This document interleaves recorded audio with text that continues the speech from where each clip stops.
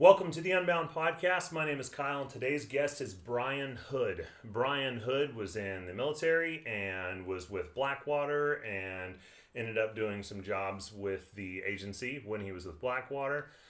Later went on to become a Warrior PATHH guide, which is a program put on by Boulder Crest that focuses on mental health for those who have served, whether you're a veteran in law enforcement, military, firefighter. I believe they include nurses in this category now.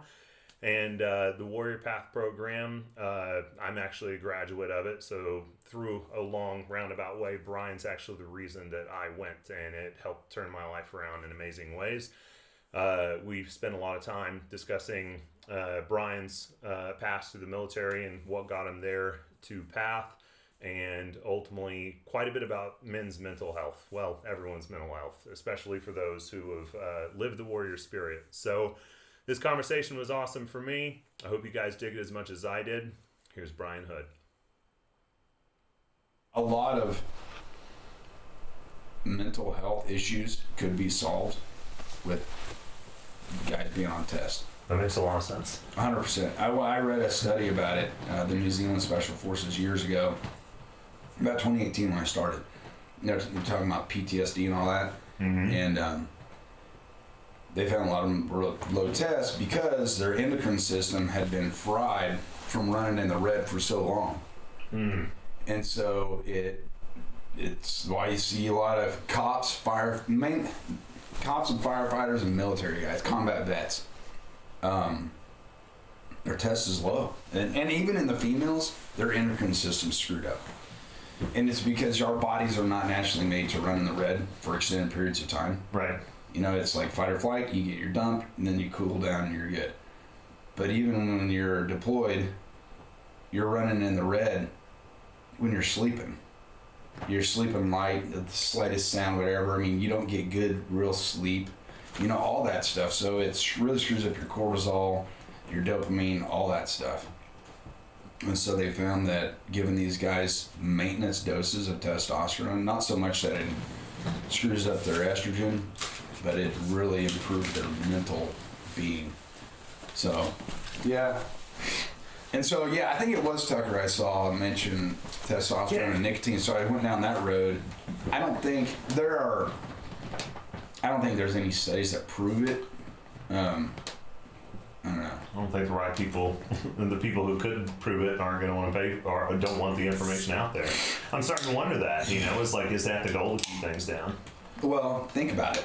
Because food does. If you want to control a civilization, you de-weaponize them, and you crush the spirits of your fighters, which is your male force. Right.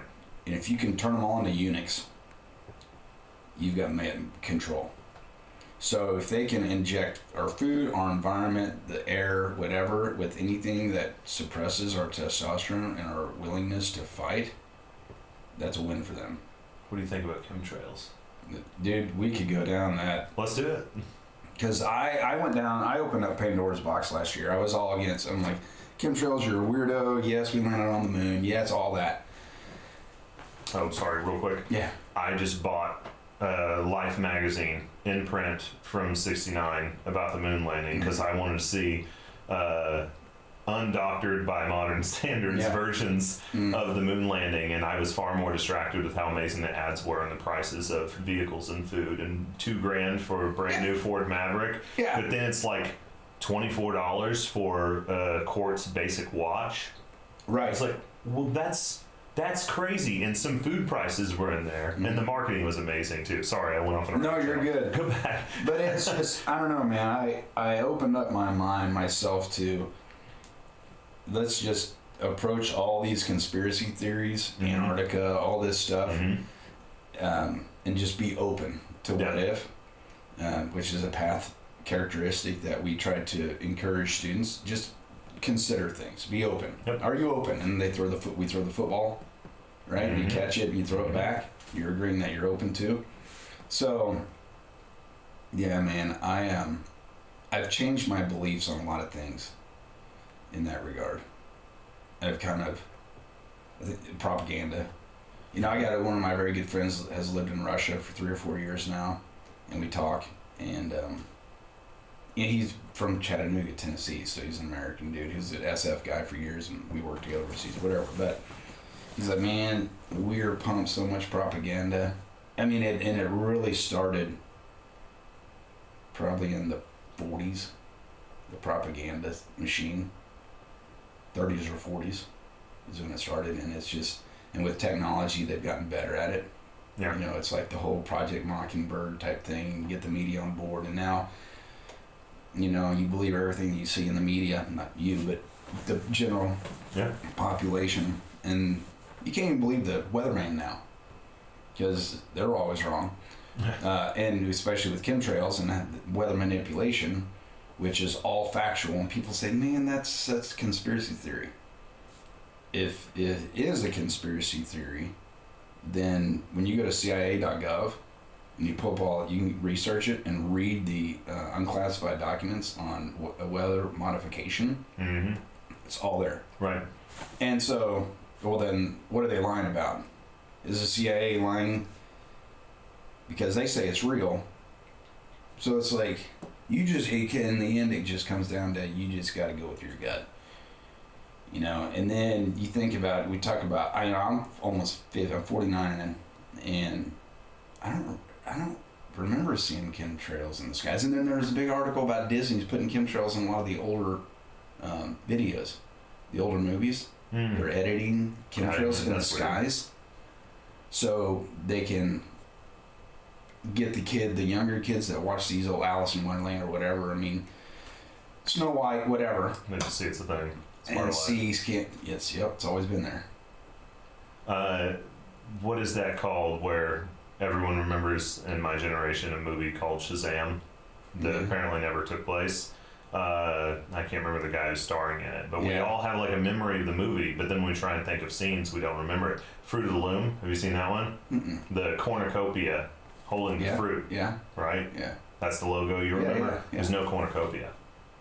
And so it's not in the logo. We remember that, but it's not there. That 1969 print magazine had a Fruit of the Loom ad in it. And I was like, oh, no cornucopia. And I wonder if there was a period where they had it, because I feel like 80s, 90s, I remember it. Yeah. And then they had the fruits, the different purple and the different Right. Yeah, and a cornucopia. Yeah. See, this is why I want to pull it up, Jamie. That's why that new TV is there, so then we can do that kind of a thing. But I do a lot of flipping for a lot of different things, just side hustle kind of stuff, and so I'm in Goodwills and places like that all the time.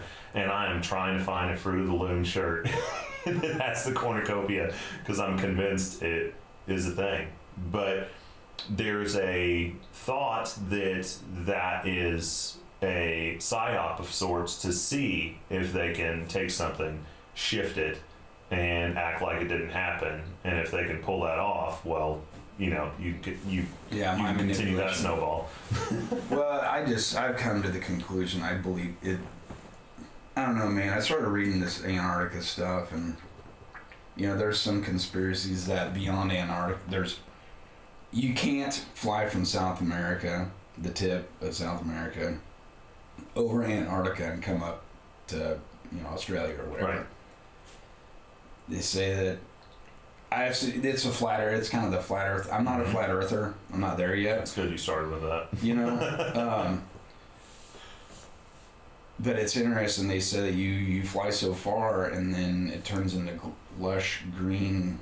Yeah. Like you pass the wall, the ice wall, and that we're all like it's like the Truman Show. It's like this giant experiment we're all in that's gone on for a long time. That was a fascinating movie that opened my mind up so much. Hollywood, man, they made all these old movies, and then you think about them to that point. Yeah. You're like, dude, that maybe they're like trying to say something. My first movie like that stood out to me was Men in Black. Has somebody ever hit me with a pen flash? Yeah. Has somebody deleted my memory? And I started having dreams about that all the time. Like it was a weird, regular thing. Like you got to be careful getting into this stuff. Oh, for sure. Your own mental. Yeah. Because you don't want to be a freaking weirdo, but. Yeah, I totally mentioned HARP and weather control and things like that at a Thanksgiving. It didn't go over so well. Yeah, people all about the Northern Lights this year. It's happened a bunch of times here in Missouri. Out of nowhere, we have it We like 5 never times. had them. Yeah, like even a few weeks ago. And it's hard doing this stuff. They say. And I did read about that, and they were kind of exposing how they know it is. And Yeah. So I don't know, man. It's what if I just put it to my chest? once you get on there, just rub those sides real hard. Yeah. So I don't know, man. I don't even know what to believe. I do believe propaganda works, mind manipulation works, and it's like, the moon landing. Well, what would be the point of saying he landed on the moon? Well, let's get context. It's kind of like when you're reading the Bible, you can't just read a verse and say, oh, that works for me. You got to read before and after to get context. Yep. What was going on in the world? The freaking Russia, United States and Russia, Red Scare, Cuban Missile Crisis, all this stuff. So if we can show Russia that we can put a man on the moon, we can put a nuke on the Kremlin. I think that's what it was. It was just propaganda. We're more advanced in our rocketry than anybody else on the planet. Mm-hmm. Honestly, I've kind of even considered. You hear that the Earth is encapsulated in like a bubble or whatever, a dome for the flat earthers, but that we've never even been to like outer space. That's why they call it outer space. They don't just call it space. Why do they call it outer space? People don't question that. So then what's space? That we've never been outside that. We've only been to space, which is ours is 300-500 miles, above the Earth, and that's where everything's in orbit, and that's as far as we've been. But never been to the moon, never been to outer space. That's what you think? That's what I consider. Yeah. It's not what I'm not. All this stuff. It's not necessarily what I believe. I find it fascinating. Well, maybe. I don't know. I haven't been to space. There is interview footage of an astronaut, Buzz Aldrin, making reference to that. Buzz Aldrin talked about it before he died so much. And you can go and watch old interviews of him, and he would allude to that we never went to the moon. And it's like I love it, the Red Hot Chili Peppers song. Space may be the final frontier, but it's made in a Hollywood basement. What were they thinking when they wrote those lyrics? Right. Have you seen that video when they talk about the lyrics of the song? No. Oh, cool. Dude. Look, Californication. It's that song. I didn't read the lyrics. Chinese spies, whatever it is, spy balloon. Mm-hmm. A young girl, talk about a young girl, Swedish girl, European girl, whatever, and it was that Greta Thunberg. Mm-hmm. And like all these things in this song reference things that are real today. Oh, that's wild. Dude, I'm telling you, bring it up and read it, and you... Do you ever feel like things like that are set in place just to toy with us? Because it's true or because it's false, either way. It's so old. It's kind of like the Simpsons shows. Right, how it's predicting all the future. How is it? With Trump. How are they doing that, man? Yeah. I guess you get enough content and you'll see that happen, but yeah, some of that's surprising. Dude, it's spooky how accurate a lot of those are. And that goes back to the whole Truman Show. I mean, it's like, are we living in a scripted whatever? Yeah. It's weird, man. Or the whole, simulation theory in general.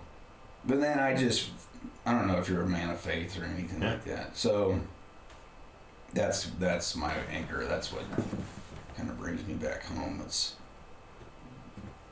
all that. So my faith is a little weird. So grew up Christian overall. So what do you consider Christian? A lot of that's a vague. It is, and I'm going to make it even more vague when I get to. It's not. I just identify Christian as believing in God and Jesus. Jesus died for our sins. That whole thing. So I am so confused as I look into everything, and what I do is I occasionally pray to a God, asking him to accept, hopefully, the idea that I'm following the right one. You know what I mean? It's like, I do believe, like, in overall it's the Christian God, but what if I'm wrong? It's this one or that one or whatever it is. Whoever I'm supposed to be, I'm trying to talk to you and just trying to let you know I'm trying to do the right thing. I'm asking for guidance to where I'm hopefully looking at the right path. And like, but I also love looking at all the weird stuff about Anunnaki and, So when you do that, do you take into consideration the great deceiver, Satan? It's a good call. Not really. You know what I'm saying? Yeah. Because there's a lot of people, same thing. I mean, I've even been down that road of,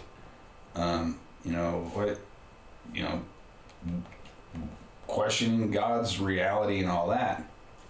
Satan loves that, man. He loves messing with our minds. All he wants to do is cast it out. If he can cast it out, all I want this guy to do is hope that he's praying to the right God, which would mean that there could be possibly more other gods, which really muddies it all. For sure. So then whenever I go there, I just have to shake it off and go, Satan, get away from me. In the name of Jesus, get away from me. You're not welcome here. No. Because that's all he wants to do. He did it in the Garden of Eden. Started there. Well, I know God says, listen, I love God. He's awesome. And he doesn't want you to eat this fruit because he doesn't want you to know what he knows. But honestly, it would be okay. I've eaten it. Why not? That's how I know so much. So you should just do it. And they're like, well, and then they start to wonder, well, maybe it's not so bad. Boom. So he's the great deceiver, and he will manipulate and twist and turn, and all he wants to do is muddy the waters. So then I just have to go back to what's it say in the Bible. The Bible, for me, is my anchor. If I can come back to that, know the beginning, know the ending, and have a good understanding of what happened between those two bookends, then I'm good. And don't deviate from it. It's blind faith. I mean, that's what it talks about. We don't believe in what we can see. We believe in what we can't, the unseen. But where the disciples got to see Jesus, they got to see the miracles, they got to see all that stuff.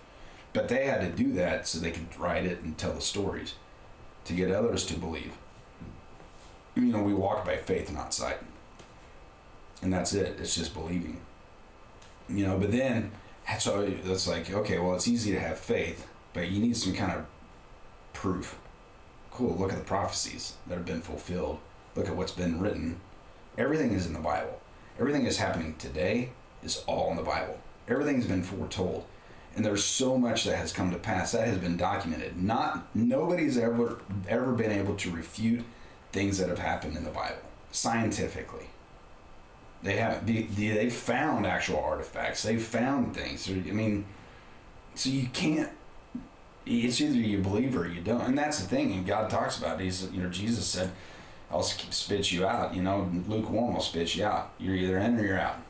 It's black or white. And that's the problem with today's society in the modern world, United States, Europe, whatever, is because of the entertainment industry, the sports industry, all this stuff.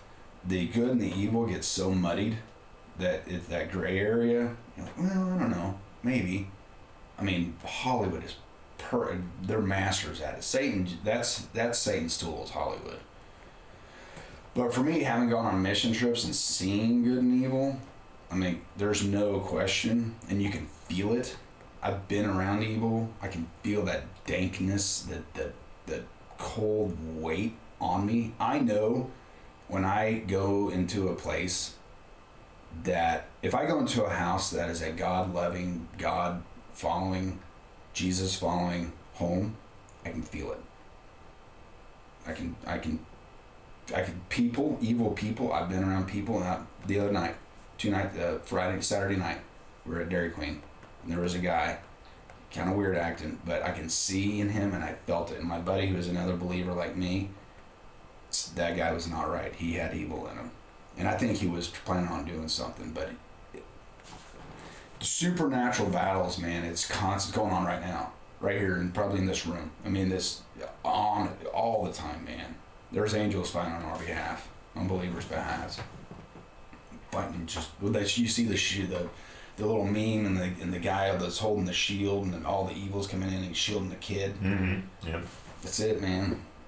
So, with you having an open mind and not just accepting something you're being told. How can you blindly follow religion? Because I've had things that have happened to me in my life. Like, I've talked to angels. I didn't know it at the time. I had no idea. It was just whatever. I don't know. Are you recording yet? Yeah. Oh, sorry. Yeah, I didn't know we started. Okay. My bad. Yeah. I didn't want to get into... It's like I was originally planning on starting with your life story, but this is kind of a fun dive right down into some wild things. You know, not the first time, but I'll never forget whenever I got married to my first wife in February of 94, or whenever it was, 95.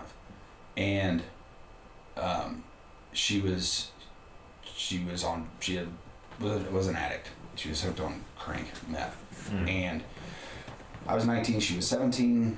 I was at Fort Stewart, Georgia. I came home, said, hey, I grabbed, snatched her up. She was really high. She was on a bender, and took her back to Georgia with me. We stayed there for 2 weeks. So we'll go home, we'll get married. We got married in my parents' living room. The next day, or the night after we got married, we were gonna head back to Fort Stewart in Georgia. And she says, hey, let's stop by my cousin's house in Fordland. It'll help us stay awake. Let's just get a little bit of crank. And just a little bump.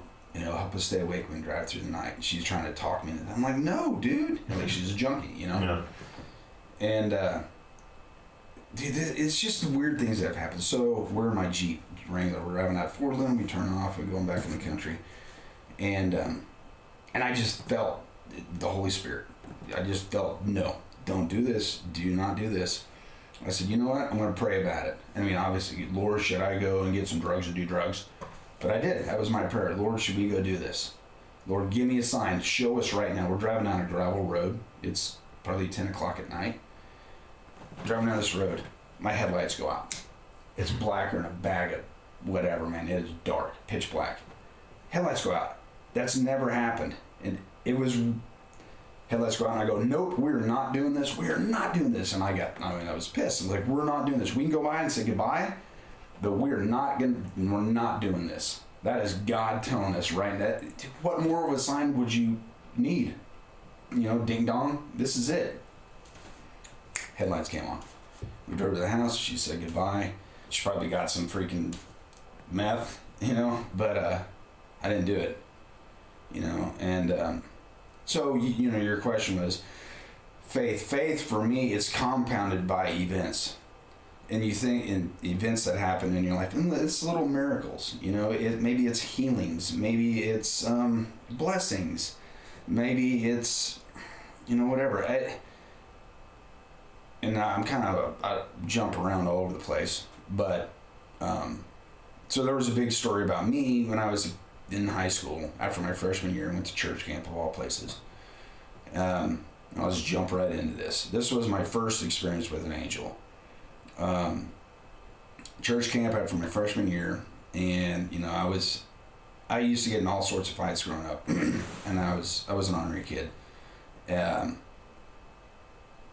We're at church camp. We're sitting in the cabin, and this kid walks in. I'm listening to NWA on my Walkman, and Nathaniel walks in, and I just start mouthing what he was a big fat kid. He was a heavyset kid, and I just started talking smack, and he came over and wanted to fight me. And so I hop off the bunk, and he hit me. So I grabbed my knife. Have you heard this story? No. So I grabbed my knife, and I cut him on the arm, and he looks at it, and then he comes up and grabs me, and I ended up stabbing him 4 times. In the neck, the belly, the leg, and on the side. And it's bleeding everywhere. And if he wasn't fat, he'd have died easy. And so 2 of my buddies, one of them grew up in this neighborhood. Both of them grew up in this neighborhood, actually. They freak out and get towels, and we're like, okay, just be cool. We can, try to cover this up, But he needed to go to the hospital. That was bad. So fast forward, ambulance comes, sheriff's department comes, they arrest me. I mean, that was bad. You don't do that. They take me to jail down in Benton County, Arkansas. And I was 15 years old, I think. And they were going to charge me, for attempted manslaughter and wanted to charge me as an adult and this and that and the other. So they put me in this drunk tank. It wasn't like a jail cell. It was a door and concrete walls and a floor and drain. And then an older gentleman comes in. He was drunk, long blonde hair, wearing cut-off shorts. They were really short. And he was barefoot. That's all I had on was his shorts, no shirt, nothing. And, you know, he was talking to me, what are you doing? I was like, I got in a fight and stabbed a kid. And, you know, I asked him what he was in there for, because said that he was drunk on the lake, on Beaver Lake. So they brought him in there. And so he just started telling me, like, kind of speaking words of wisdom to me. You don't want to end up like me. You know, clean up your act. You know, fighting's not worth it. You know, blah, blah, blah, blah. Give me this hoo-yah speech. I'm like, whatever, dude. Burn out, you know. And so they get me. And one of the counselors at the camp, Mike, was there with me the whole time. And so they released me, and they took me back to the camp and they put me in the leader dorm. And then the next morning they were going to take me back home, and I was going to meet my parents halfway down in Arkansas. So that happened. Went home. That was in 1990. 2010. My parents are at church, and Mike sees my dad in the hallway, and we're friends forever. And Mike stops my dad. He's like, "Hey, Steve, Brian ever tell you about when he was down there in Arkansas? You know, that he had to go in the drunk tank, and did he ever mention somebody else being in the tank with him?" And Dad's like, "I don't know," because I was talking about this guy when after it happened. I'm like, this guy, this old drunk guy's in there, and blah blah blah. I was just going off about this guy. My dad's like, "I don't know, I don't remember." And Mike said, "Steve, I was there with Brian the entire time. There was never anybody else in that tank with him, in that room. He was in there by himself the whole time he was a minor. Nobody was in there. And to this day, I can see the guy in my head." That's crazy. And so that was, again, it's okay. So you can still doubt, like, cool. And I doubted, you know. And then when I was in high school, I was dating my first wife, and she broke up with me or whatever it was, you know. And I got all upset and I wanted to kill myself. So I took like 75 pills out of my parents' cabinet, and I went down to South National, where Smith Glen Callaway is, pulled in the parking lot, had a green canteen of water, Army issue, sitting in my 83 Honda Prelude and listening to music, whatever. And I sit there and I take these pills and I rinse it down with water, and I just sit back. And I just hear this, not an audible, maybe it was, I don't know, but it's like, go to the hospital now. Right now. It was a command. It wasn't a request. And so I set up, fired up the car, and drove right down the street to Cox South. Went to the emergency room. This is probably about 1:30 in the morning. And walked in there, and there's a couple cops and nurses and whatever. And this nurse, she was like, "Can I help you, sir?" I said, "Can I talk to you?" She said, "No, you need to come over here." And of course, everybody's looking at me weird. Right. It's 1:30 in the morning, it's whatever. And I said, "Well," because I was embarrassed. Of course. And I said, "Well, I just took a bunch of pills, and I don't want to die." And she's like, and they started the whole protocol, charcoal, and, just pumping the stuff, the whole thing. So I'm sitting back in the room. My dad was out of town, and my mom shows up. She's crying. She's a mess. And we're sitting there. My mom's sitting here, and I'm laying on the bed. And this young guy, dark-haired guy, good-looking dude, he comes in. And I don't even think he mentioned his name or anything. I'm shaking. I get this is because this is also weird. And he says, "Hey, I'm going to take a tissue sample." I said, "Okay." So he sits down on a stool right here, and he has a table, little tray table sitting there. And he starts talking to me. He's like, "What's going on?" And I told him what I did.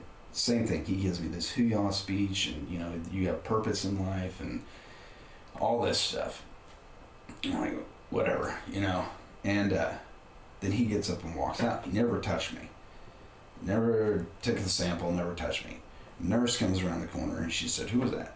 And my mom's like, "I don't know. I don't know. Some Guy wanted to take a tissue sample. She's like, "It doesn't work here. We don't know who it is." So and then they tried to find him. They never found him. Proof gone. So it's like, okay, church camp incident, drunk tank, tried to kill myself, hospital, good looking doctor guy. Then I get married, the Jeep thing. And then it's like constantly through life, in Iraq in 03, me and my buddy Matt were going to take a certain route around Tikrit, or we were following a large convoy to go through Tikrit to go to the palace. And we decided we weren't going to take that route, so we broke off and we drove around the city. I don't know, it's just something we're like, let's just peel off and go around the city. I don't know, something just came over us. We did it. They got hit, and I think there was probably 8 people got killed. They got hit with ID. What?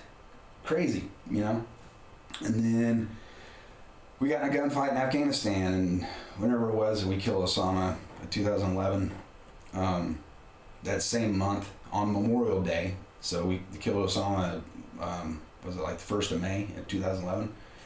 Memorial Day that month, we're sitting at our safe house up in Herat, and car bomb goes off across the street at the Italian PRT, and the Al-Qaeda guys, they've got elevated position in a higher building, and they're throwing rockets and machine gun fire, and they're killing all these Italians. So we jump up, and we're in a safe house. If we start firing rounds off, we're gonna totally burn our position, which people probably knew anyway. They just didn't mess with us. So we got into the gunfight, and we started shooting all these guys over there. And Rick and I were up on the roof. We're behind a wall with another higher wall behind us. And I had a belt-fed Mark 48, and Rick had a scope rifle. We're just hammering away at these guys in that building. And but you could hear I don't know, you ever been shot at? No. So it's and it's just the noises it makes. It's just, it hits, and then it's hitting the plaster behind you, and it's hitting you in the back of the head and whatever. So we shifted, obviously, shoot, move, and communicate, and we moved, whatever. So all that happened, and then when it's done, where everybody's walking around, we're just kind of checking out the place. And I went back to where, and I don't even know if, I should have taken a picture. I took a picture of all the shell casings from my Mark 48. There was a pile of brass. It was pretty neat. But where we were getting shot at, it would look like the McDonald's arches between Rick and I. Why didn't we get shot in the face? That's crazy. Yeah. We didn't, So, and that's just a few things. And then on the mission trips and things I've seen, and little demon-possessed girls, and we prayed over, and they vomit, and it's just like weird, man. So all these things compound. So to your original question about faith, it's seeing. That doesn't sound like blind faith, though. That is not blind faith. Yeah. You're... And it's funny because God, the Lord works in mysterious ways. If you're open to it and open to listening to Him, and He'll say, I want to show you some stuff, and just walk with me. He'll show you some stuff, and then it builds your faith. So now my faith is unshakable. There's nothing that could make me believe otherwise, because I've lived it. And I believe that I ain't dead because God ain't done with me yet. And once I fulfill my purpose, gone, punch my ticket, see ya. And I'm fine with that. So I had one thing that I've always seen is definitely God saying it's not time for you to go. And I was 16, maybe 17. I think I was 16 though. I had 2 girls with me, and we were rolling around town, doing the thing. Small town. I grew up in Bolivar. We're up north of the town, 14 miles. It's like 3 o'clock in the morning, and I'm exhausted. It's the only time it's ever happened. I fell asleep at the wheel. Mm-hmm. And all of a sudden, this thump. I woke up, and then here's a right angle turn to the highway, and I turned through it and then realized I was just asleep. I just ran over something that woke me up. I turned around, went back, and there's a dead rabbit in the road, and just nothing but the presence of. That was a God-sent rabbit, so I wouldn't wreck out. And I went out and like legit thanked Him, and even thanked the rabbit. Yeah. Like He sacrificed that life for mine. Yeah. Dude, it's that. And so when you sit and you think about all these little weird things like that, even things people will forget about. This weird thing happened one time. I don't believe in coincidence. I believe in circumstance. You know, it's like happenstance. God does things. You're late to work, you know, and you know whether you're late getting out of the house, whatever it is. And then you finally get to work. You're late. You get yelled at or whatever. But you find out about a traffic accident. You're like, dude, I drive through there every morning. Yep. Maybe there's a reason the coffee pot didn't turn on in the morning. Dude. So you remember Highway 13, how it used to separate? Yeah. And people would pull the wrong way on it? Oh, yeah. There's a good left-hand turn going down a hill before you get to Snow Bluff area. And I just had that intuitive thought of get in the right lane. I merge in the right lane. Here comes some girl flying around the corner. Yep. Going the wrong way. A couple of years later, get in the right lane. Same spot. I move over, and it's a van of Mennonites. And they had to ditch out into that ditch against the rock wall to keep from having a head-on with the next car behind me. And it's crazy. You're making me realize there's been a lot of these. I remember coming home from our farm with my dad. It's over on the east side of the state on Current River.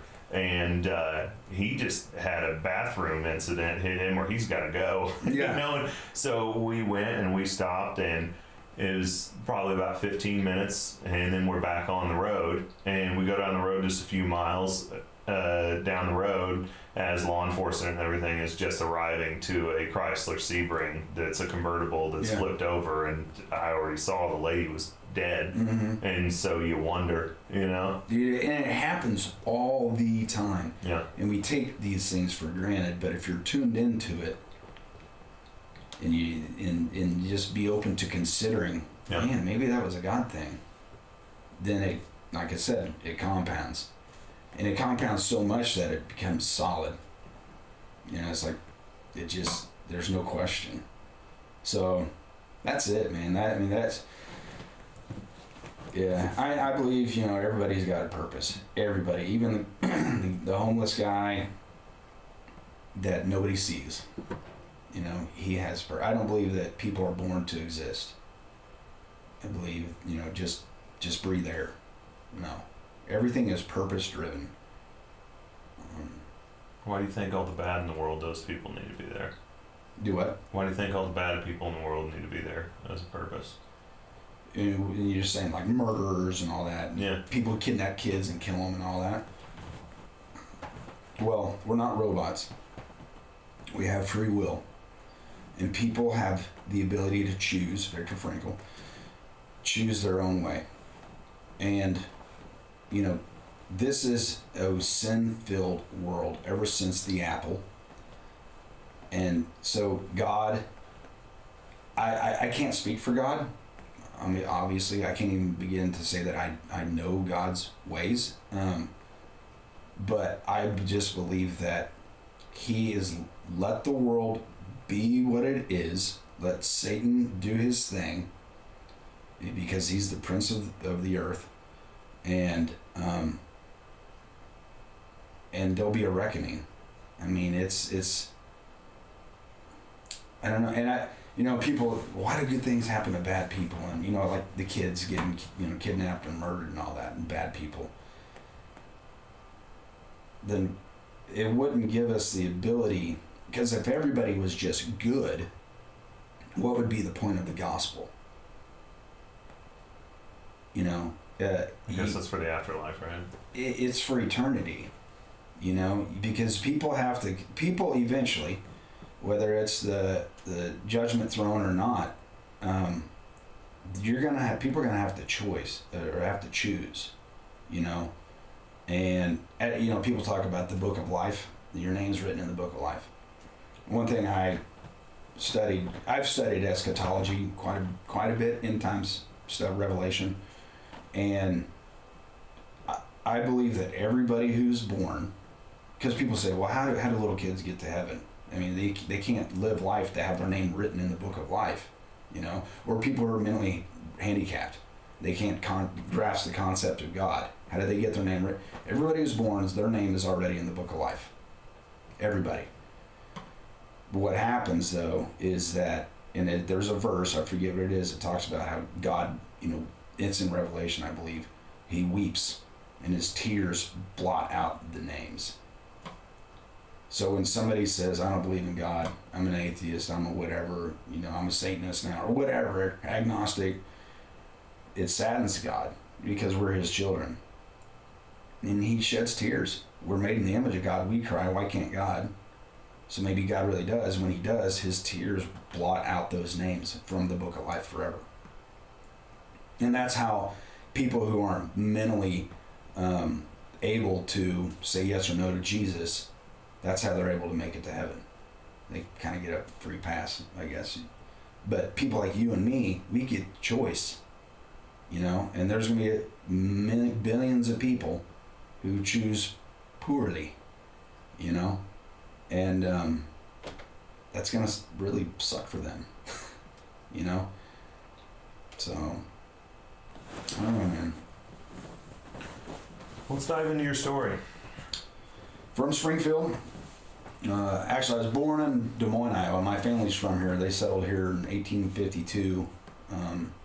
They came over here from Mudlick, Kentucky, and settled out by Miller, Missouri, in Lawrence County. So my dad's from here, born in Springfield. My mom, she was born at Fort Bragg, and she was an Army brat. Her mom's side family is from Laurel, Mississippi, and her dad's side's from Hot Springs, Arkansas. My mom had a pretty rough upbringing, so she ended up coming to Miller, Missouri in high school. My dad, that's where they met. They got married. Dad went to Mizzou. Dad was born and raised on a farm, and has his own business locally in the farming industry today. After college, he went to Des Moines, Iowa area for work, and that's where I was born, in Des Moines. In 78, I believe it was, is when they moved back to Springfield.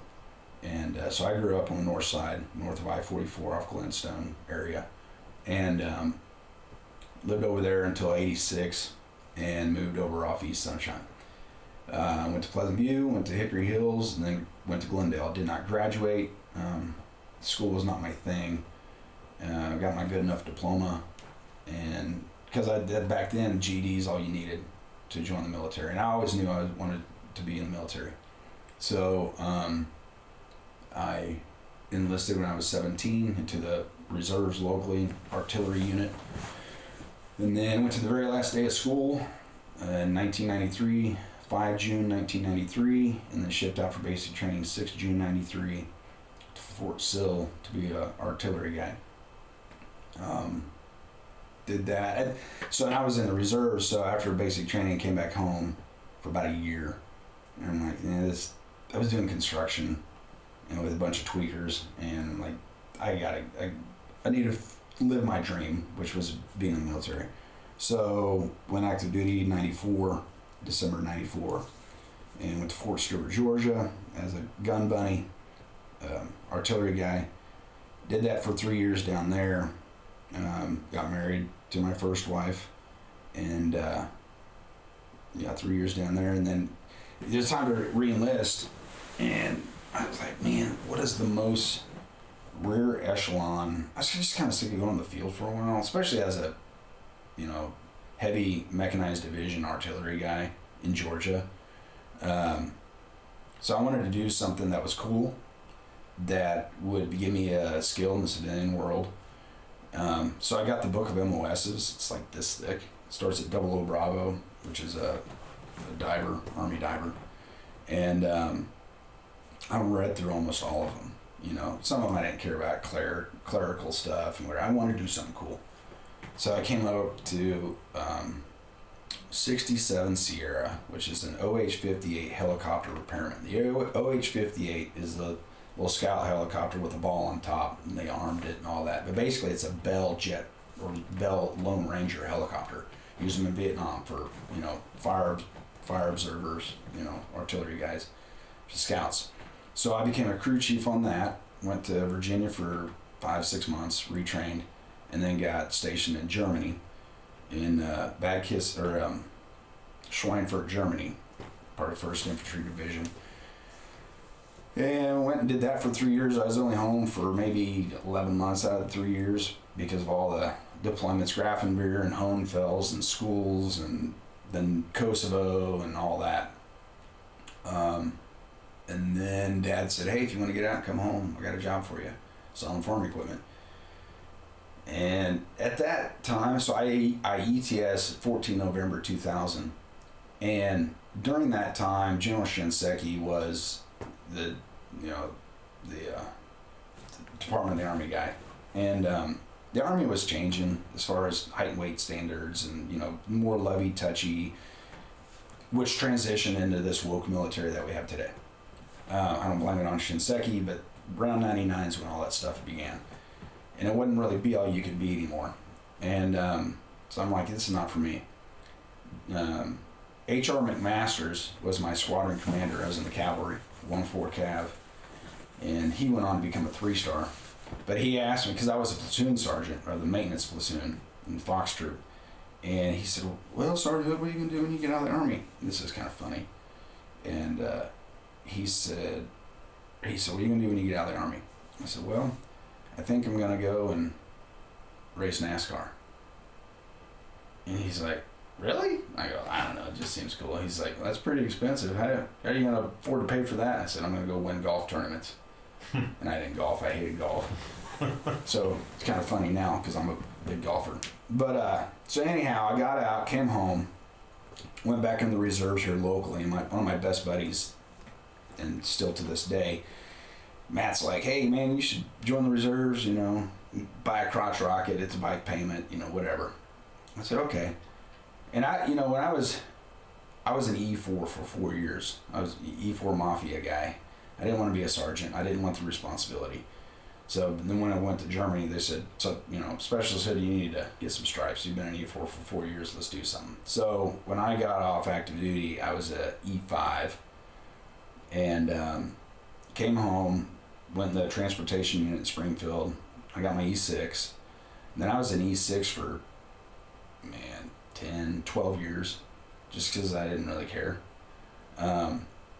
Then we got spun up, went to Iraq in 03 with the unit in Springfield, and came home in 04. I was home for about a month, and I went to work for my dad. Went back to work for Dad, and I just realized at that point customer service was not my thing. I didn't really care about other people's problems, especially if they could solve it themselves. Yeah. It's like, dude, figure it out, So one of my buddies, local guy, he still lives here. We've been knowing each other since high school. He was a Navy SEAL guy. And he's like, hey man, we should get into contracting. I got some buddies that do that. I'm like, man, I don't know anything about building houses. And he's like, no man, like mercenary stuff. I said, oh yeah, that'd be cool. You make some decent money? He said, yeah, dude, millions of dollars. I'm like, well, how do we do that? So we trained up a little bit, and I sent my resume out to, 12, 13, 15 different companies. Old companies back then was like SOC SMG and Sandline and Aegis and all these companies. And I'm like, yeah, we'll hire you, because the war was right in the middle of it. So doing convoy escorts or something like that, And so Blackwater picked me up, and I thought, well, that's cool. And I'd heard of Blackwater, obviously, because of Fallujah and the bridge and the guys that got killed there. And I always saw their little birds buzzing around and thought that'd be neat. And so I accepted that and went to a program. The client was the agency for the program that I was on.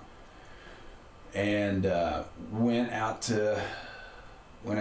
somewhere in the U.S. and trained to do that job, which was is an aerial job, doing stuff with air. Mm-hmm.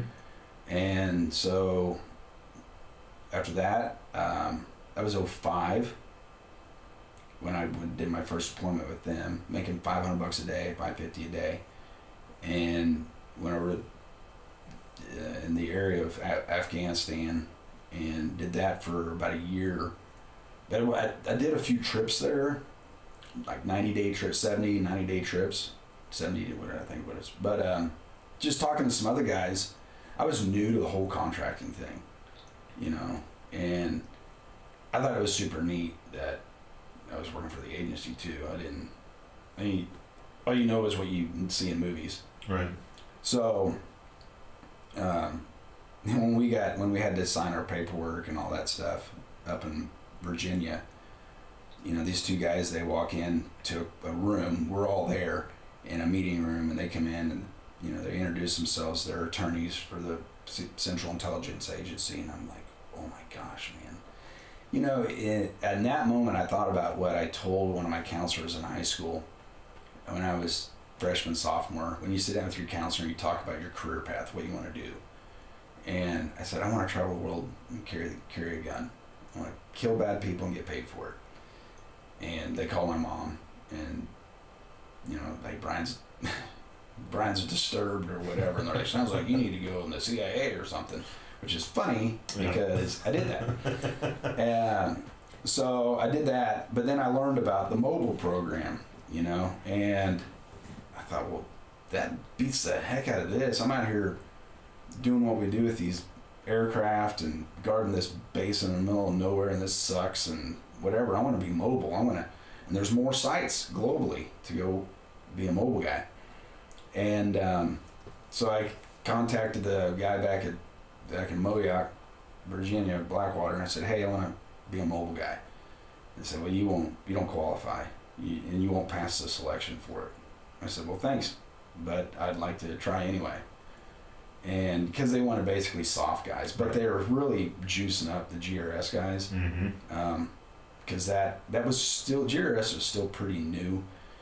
04, 05. It was. And what's funny is, because you can Google all this stuff. This is all open source stuff. But you've got your different branches of the agency. You got air branch, maritime, and ground branch. Different divisions and directorates and all that stuff. And so they found, and you can go on CIA.gov and read about GRS and kind of what they do. And then you got 13 Hours movie, Benghazi, and all that stuff. So they basically wanted soft guys, former soft guys, but they needed bodies. Right. So they said, fine, we'll send you to selection. It's not going to be easy. I'm like, all right, cool. So I went to selection in a few different locations. We traveled around, I think it was 3 different locations: shooting package, driving package, and an operations package. And we had 13 guys that started. 2 were from MI6, and they didn't pass the first week. They couldn't shoot for crap. But then out of 13, 2 of us finished. They peered, you could peer guys out. The guys, at the end of every day, we got a peer eval. And we had to rank the guys who you'd want to work with and all this stuff, which I think it's good to do that. But yeah, me and this other guy who was a National Guard infantry dude, we're the only 2 that finished, which was interesting. Because all the other guys, there was, force guys, SEAL team guys, Rangers, SF guys, all that. And, but years later, looking back on it, not even years, but looking back on it, it was their egos that hurt them. They wanted guys who were intelligent, that could just kind of like be chameleons and who are trainable. I know you may have done this for 20 years in the teams, but this is the way we do it. Right. Which teams isn't a good example because it was team guys teaching it, so we did team tactics like team guys. But anyhow, the whole point is, high gun versus low gun and entries and all that stuff. So, so I did that. I got picked up, and then 06 I did my first trip with GRS, and I did that till 2012. So, in different locations, primarily Afghanistan, but different places, and loved it, man. It was awesome. Met some of my very best friends doing that, made a ton of money, and it was good. Saw a lot of weird things, and kind of to our conversation when we first sat down and started talking about weird stuff in the world and conspiracies and whatever. That kind of, being in that world opened me up to what's possible. You see what's possible as far as technology wise, what's possible human capacity, what humans are capable of doing. It was interesting. And as I've aged, I've reflected back on it and remember some things, and I don't know. But I met a lot of good dudes. Some guys are famous now, and some aren't. And Sean, but Ryan, I worked with him. I worked with a lot of guys, and Evan Hafer, he was one of my bosses over there. So Evan's an awesome guy. I saw him this past spring break. We went out to Utah and got to hang out with him for a bit. Love that guy. But yeah, so after that, 2012 rolled around. I was in Kandahar. We were getting ready to go out on a move, and I was a QRF guy. Me and another dude, and hopped on the truck, popped the whip antenna. So our QRF truck was different signature than operational trucks. It just looked different. It was the hate truck, it was QRF. And so I popped the whip antenna, and I jumped off the hood of it, and my knee popped. I'm like, oh man, that hurt. So I was riding in the hot seat, passenger seat, and that night my knee just was jacked up. Went to the GB guy, the GB medic, and he's like, your knee's jacked, bro. You're done. And I tore my meniscus. So I went home, had surgery, got worse. A year later, I had another surgery, and it just never got better. Could I have gone back? Yes, absolutely. But I feel that I would have been a liability to the team, and it would not have been fair for them. I mean, Benghazi, 13 hours, you see what they did. Yeah. So that's possible. Right. Would I be able to perform with a hitch in my giddy up? That's not fair to them. So that was very, very depressing for me. That's kind of when I started my downward spiral of that's all I ever wanted to do, and I made it, and now I'm hurt, and I was mad. I was mad at God. I was mad. And so while contracting, I opened my CrossFit gym in Nixa. A lot of GRS guys had CrossFit gyms. Well, not a lot, but quite a few. And we just visited about that, and I thought, that's a good backup plan. Well, glad I had it. So I had my CrossFit gym for probably 6 years in Nixa, and then November 2016, I gave my members about 2 weeks notice, and I said, hey, I'm closing up. I'm like, what? Why? And I hit my bottom where I hated people, hated me. I hated life. I hated my life, so that resonated outward. I mean, I loved my wife, my kids, even though they annoyed me. I was unhappy. I was unsettled. I did not have peace. And it's funny, God thing, right? Going back to that. So quite a few guys I worked with were believers, and when I was in Israel, we do Bible study and stuff like that. We'd get together and do that every now and then. So one of my buddies, Souk was his call sign, and he calls me out of nowhere in November 16, and he's like, hey bro, what's up, man? How are you? I said, I'm good. He's like, but really, how are you? I said, I'm 5x5, man. I'm good to go. And so he kind of pauses for a minute, and he asks me, he says, but really, how are you? And I'm like, well, man, you're acting kind of weird. Are you good? Hopefully. This isn't coming through. I just realized that. Okay. Speak. Yep. We're good. Okay. Yeah, so then he asked me, he's like, how are you? And I said, I'm good and all that. And he's like, really, how are you? I said, man, I'm fine. What's going on? He says, I just don't feel like you're doing as good as you say you are. However he said that. Right. I said, well, I'm struggling. I didn't want to tell anybody that because of ego. And so he says, hey, would you do a favor for me? And I was like, man, you're my bro, man. I love you, dude. I'd do anything for you. I'd die for you. He said, cool. But would you live for me? And I'm like, oh. Man, that's tough. Yeah. And because maybe a few days before that, I had just told my wife out of nowhere, I said, hey, I'm ready to go. She's like, well, go where? What do you mean? I said, I'm ready to go to heaven. And that obviously upset her. She's like, let's talk. What's going on? I said, listen, I'm not going to kill myself, but I'm certainly not opposed to getting killed, getting hit by a car, driving off a cliff, whatever. And I was just done. And this scared her. Well, then a few days later, Sue calls. And, to keep guys going, it's that hope, something to look forward to. Right. So I had something to look forward to when I had my gym. It's the next week, it's the new workouts, it's new members, it's something to look forward to. When I was contracting, it was going back to work, making some more money, being with my bros is something to look forward to. And that's why I read this years ago. They said plan a trip every year, plan a vacation every year for your mental health, because it gives you something to look forward to. It gives you hope.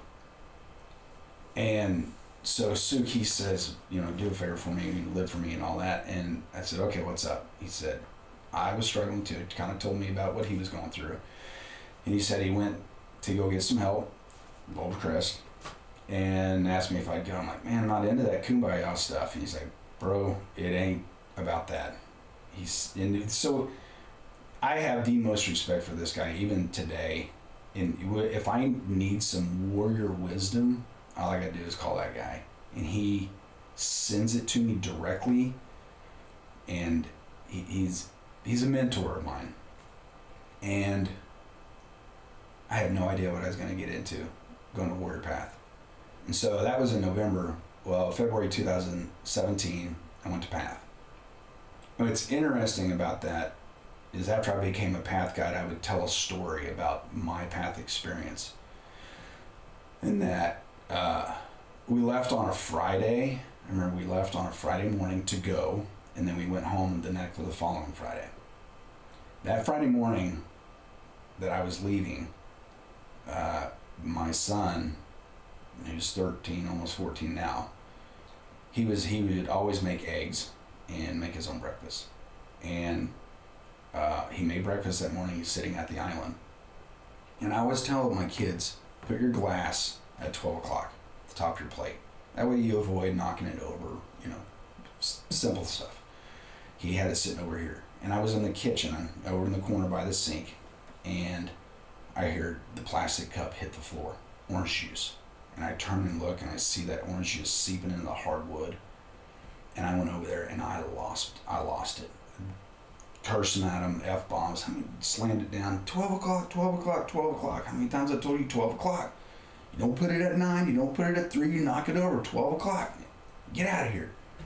And so he ran to his room crying, and I took his plate and threw it in the trash. He hadn't even started eating yet. Threw it in the trash. And I was pissed, and I was cleaning it up. And I kind of cooled down. After I exploded, I cooled down. And it's the spiral that we talked about. Mm-hmm. And then the shame and guilt start to set in. Like, man, I felt bad. I freaking went over the trash can. Or no, that ain't happened yet. I just felt bad for yelling at him. So I went back to his bedroom. And I go in there, I go, where are you? He said, I'm here. And he's crying on the floor. So this was 2017, so 7 years ago, so he was 6. Mm-hmm. And he's sitting on the floor with his knees up, his head in his knees. I'm like, why are you crying? He's like, you scared me.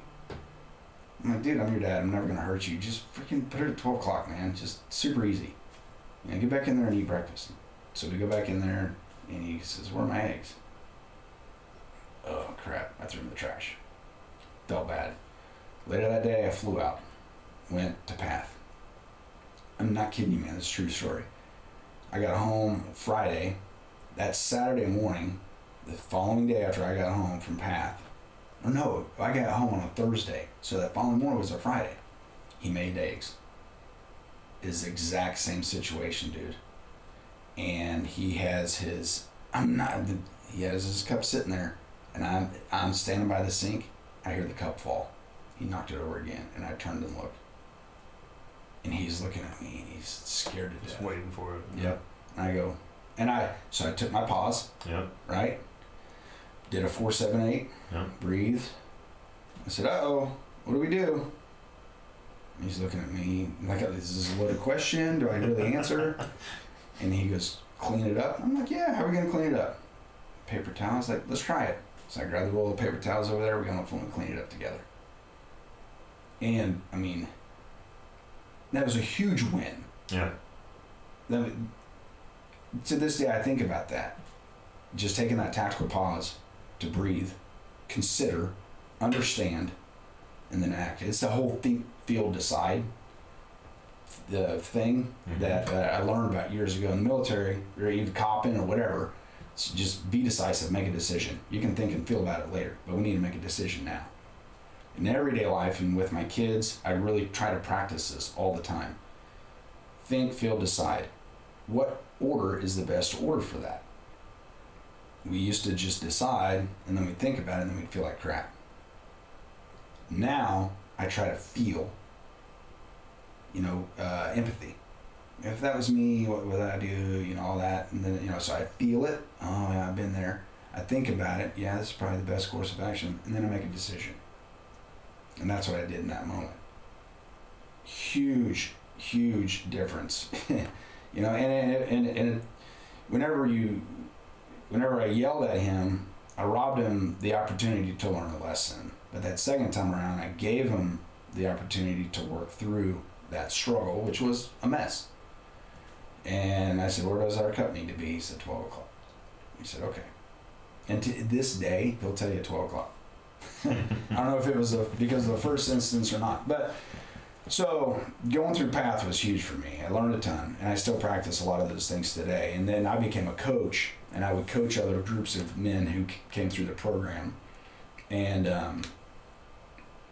then 2008, 2019, I believe, is when we stood up the mobile training team. And so it was me and 3 other guys. So, and the idea there was to deliver Warrior PATHH. They only had Bluemont, Virginia, and Arizona at the time. Well, whenever I went through, it was only Bluemont, Virginia. And then they got Arizona, and then they started partnering with, Camp Southern Ground in Georgia, and then Gratitude America down in Florida, and just different ones. But it just wasn't enough because the draw was there. People were wanting to get in the program. So we started the mobile training team, and we would just travel around with partner locations where they had the facilities and the equipment, the stuff we needed to deliver the curriculum. And we started doing that. I loved it, man. I mean, that was my purpose. I love helping people, and I love learning from people to make me better, and then being able to repurpose that and then throw that back out and help people, impact lives. And but then COVID hit. So June of, I don't remember the height of COVID was, 21, 22, whatever it was. June that year, they came out and said, hey, all staff, personnel, I was a contractor, everybody who was, all PATHH guys, all that, everybody had to get the COVID shot. And, I prayed about it, and my wife and I talked about it. We already made a decision. We weren't getting the COVID shot. There was too many unknowns about it, which today, anyhow, I chose against it. And they gave a drop dead date come July 31st or 30th, whatever it was, 31st. And if you haven't had the COVID shot, your employment is terminated with Boulder Crest Institute. And dude, I cried over that because that was the job I wanted to do. But I think the deciding factor for me was Viktor Frankl's quote. And Viktor Frankl's Man's Search for Meaning is the bedrock of post-traumatic growth in the program. It's what we based a lot of the therapy, that's what we base a lot of it off of, post-traumatic growth. It's thriving in the aftermath of trauma. But it's choice. Everything can be taken from a man, but the last of the human freedoms, the ability to choose one's own attitude in any given set of circumstances, to choose one's own way.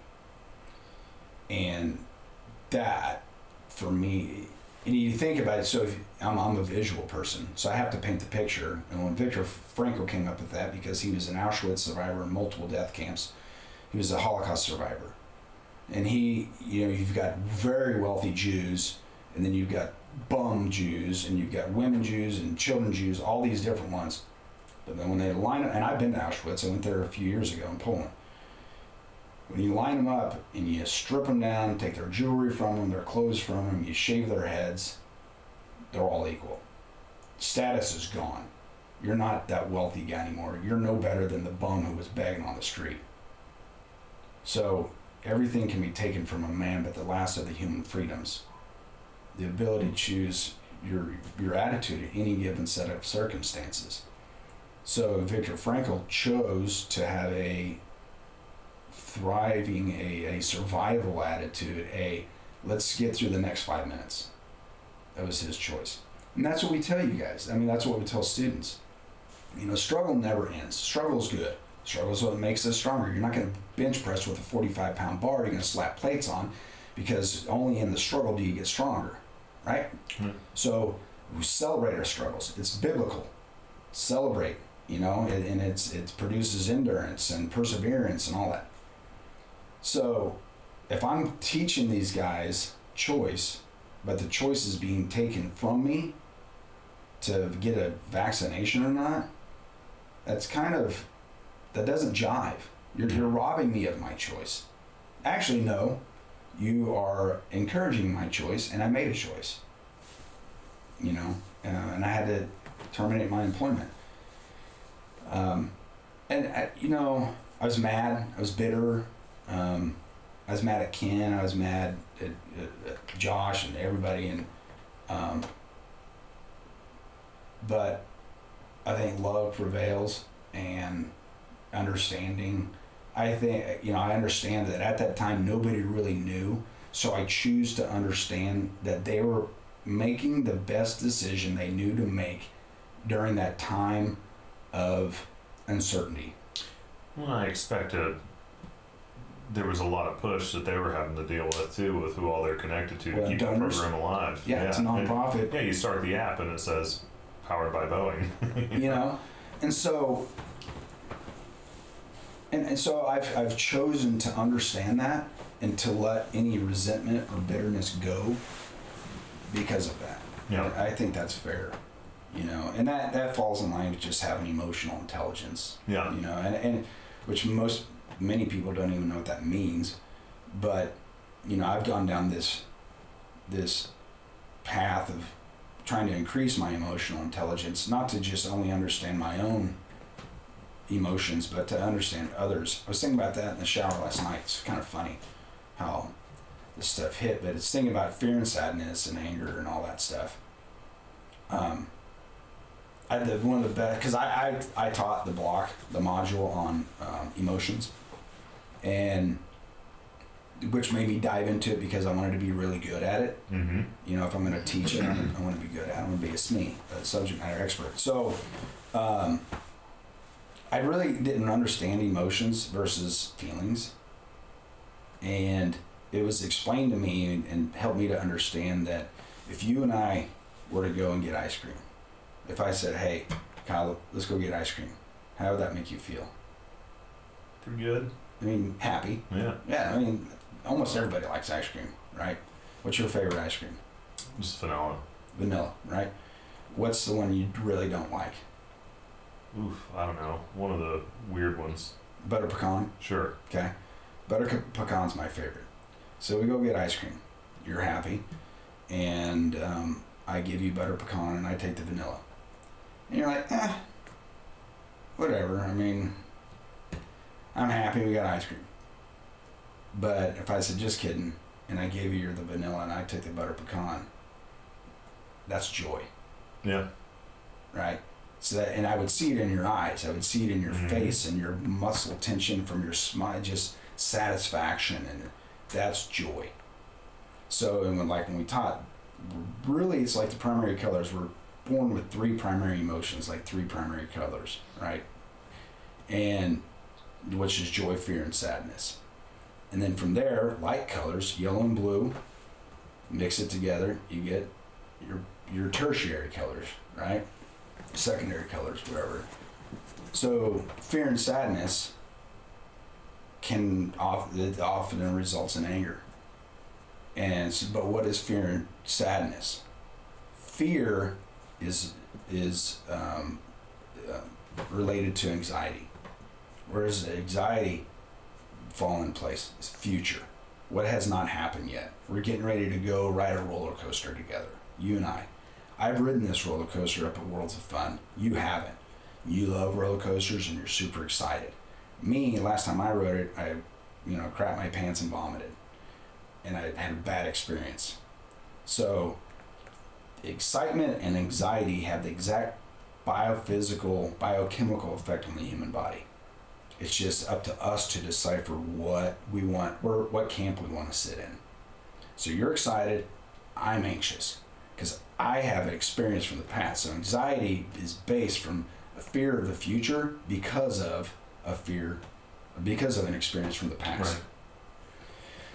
So, all that being said, fear and sadness. Fear is something that's going to happen. Sadness is something that has happened. And that's where depression sets in. I tear my knee. I'm not doing the cool guy job. I had my gym. I just kind of went downhill from there.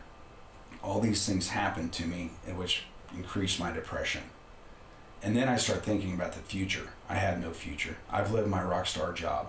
I've stood on top of the pinnacle of my life. I'm looking ahead. I fear the future. I don't know, is my wife going to want to stay with me? What kind of dad am I going to be? So there's fear. So that compounded, which resulted in anger. Yeah. And I hated everybody. So that's how that plays through. But once you can start to realize that, and then it's like, well, let's dial it back. And that's why I love golf. Because I've learned with golf, if we're on hole 3, and the first hole 1 and 2, I sliced it. Now I'm, shooting 3 or 4 over par.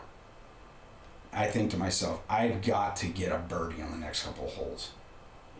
I've got to shoot well to get back to even par. And I really hope I don't slice it again. And I'm stuck. I'm stuck in my past. Thinking about the first 2 holes, slicing. What can I do different? I need to shift this, do that. Just keep practicing what you know to do. Keep practicing the right thing. But I'm so focused on the green, and I'm focused on the first 2 holes, that I forget to focus on my practices. Yeah. And right here, right now. And so that's the conundrum people get, cops, firefighters, military guys get wrapped up in, is they're thinking about their rock star life from the past. Oh, military is the best experience of my life. And I wear my dysfunctional veteran shirt and my combat vet hat every day. And I want everybody to know I'm a veteran because that's what I am. And I served. And then they don't know where they're going in the future. And then they get out and they get separated from their tribe. And their fear of the future. So now they're just pissed off and they don't know where they belong, and their identity is how they make that melt into the civilian population. All this stuff. It's like, dude, life's a garden, dig it. Joe Dirt. Be where your shoes are. Look at your past, rearview mirror. Glance in the rearview mirror, look back. You know where you've been. You know what's behind you, and you know how far you're getting from that. And then look through that giant windshield ahead of you and everything you have before you, right? And just enjoy the seat you're sitting in. Enjoy the drive. Those are the things I've learned. I've experienced, and I practice my stuff, the stuff we would teach. Journaling, gratitude, good wolf versus the bad wolf. The story of the Indian chief, all that stuff, man. Feed gratitude, feed the good wolf. So, I love what you said about golf earlier before we start rolling, and you tapped into it there. But just the perfecting that, giving you something to look forward to and to focus on. And I lost where I was going with that completely. It's funny because I think it was Arnold Palmer or Jack Nicholson that got interviewed years ago, and I use this example in PATHH, but he was getting interviewed by a sportscaster. We'll say it was Palmer, and the guy says, what do you think about whenever you 3-putt on a green? And he's like, well, I've never 3-putted on a green. And I've never missed a 3-foot putt. And the guy's like, dude, I've seen you do it. And he's like, no, it's never happened. Mm-hmm. All right, I've seen you do it. He said, here's the point I'm trying to make. if I focus on my past, then I'm bound to repeat that in the future. Mm-hmm. It's water under the bridge. You cannot change your past. You can only learn from it. Life can only be understood backwards, but must be lived forward. So so I think about it, with golf, it's so crazy how much relation it has to regular life. The big picture, you know. What I was trying to get to on that was my downward spiral was me checking all the life boxes that I wanted to check. I've got what I need to check, and I could check all those boxes. And then there's once on top of that. I was checking the majority of those too. The only thing that separates me from, you know, the ultimate success is, I'd love to have millions of dollars, you know, to bump up and have multiple houses in different places and do all that, have the cool cars, right? But like, loved the vehicle I drove. Actually had 2 cars at the time. Just bought a house finally. And so like all these life boxes are checked. Got the wife, got the kids. And what's next? Other than what seems like unobtainium.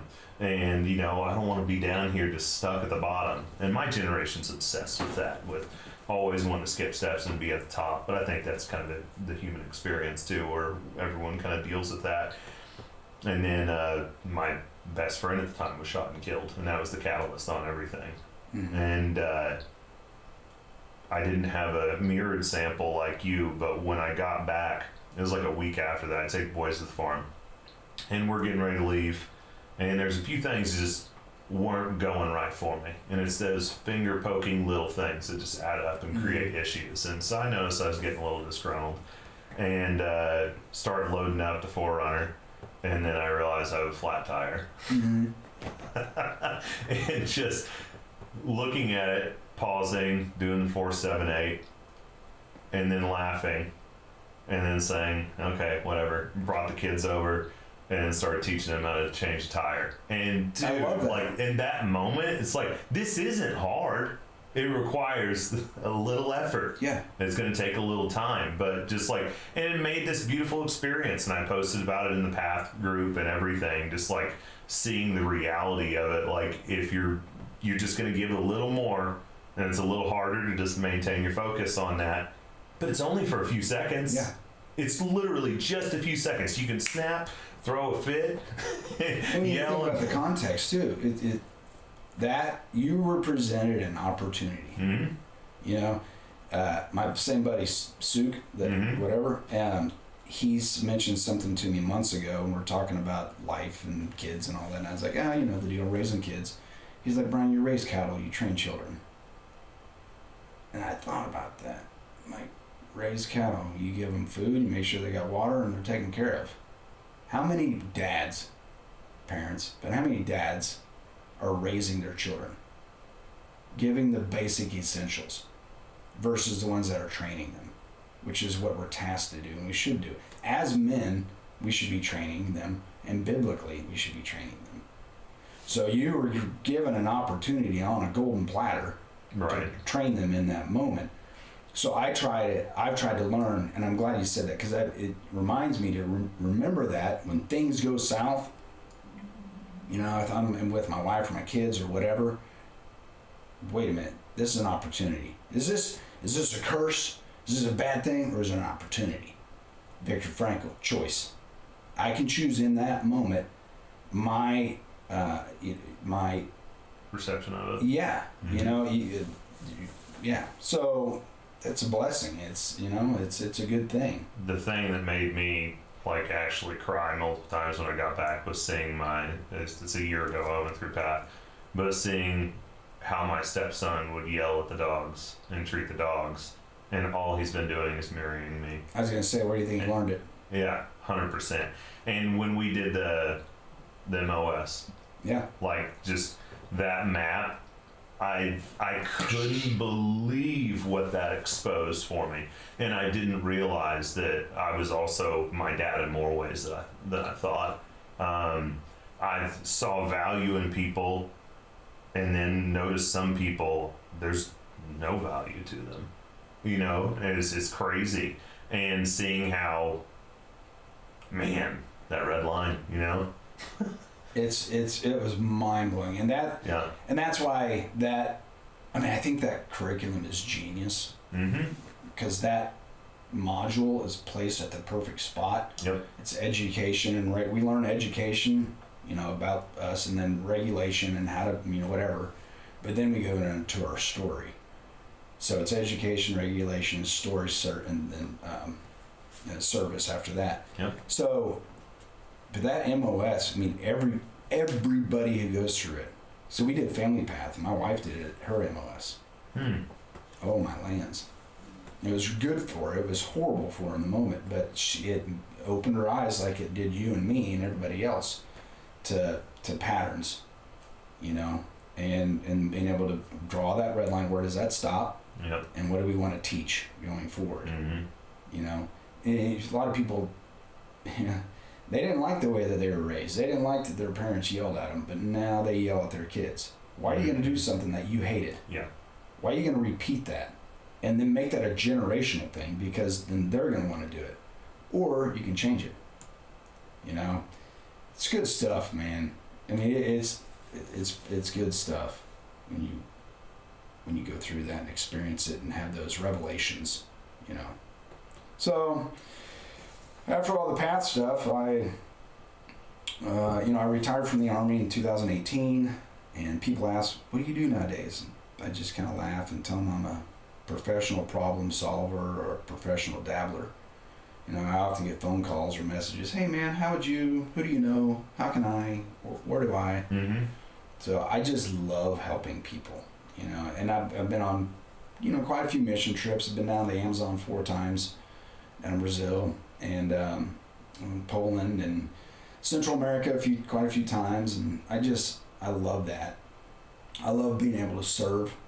That really kind of fills my joy tank. What kind of stuff do you do on your mission trips? A lot of church building is what we did. When I was down when we go to Brazil to the Amazon, we built 2 churches. I went on 2 trips down there, so each trip we built a church on the river in the Amazon.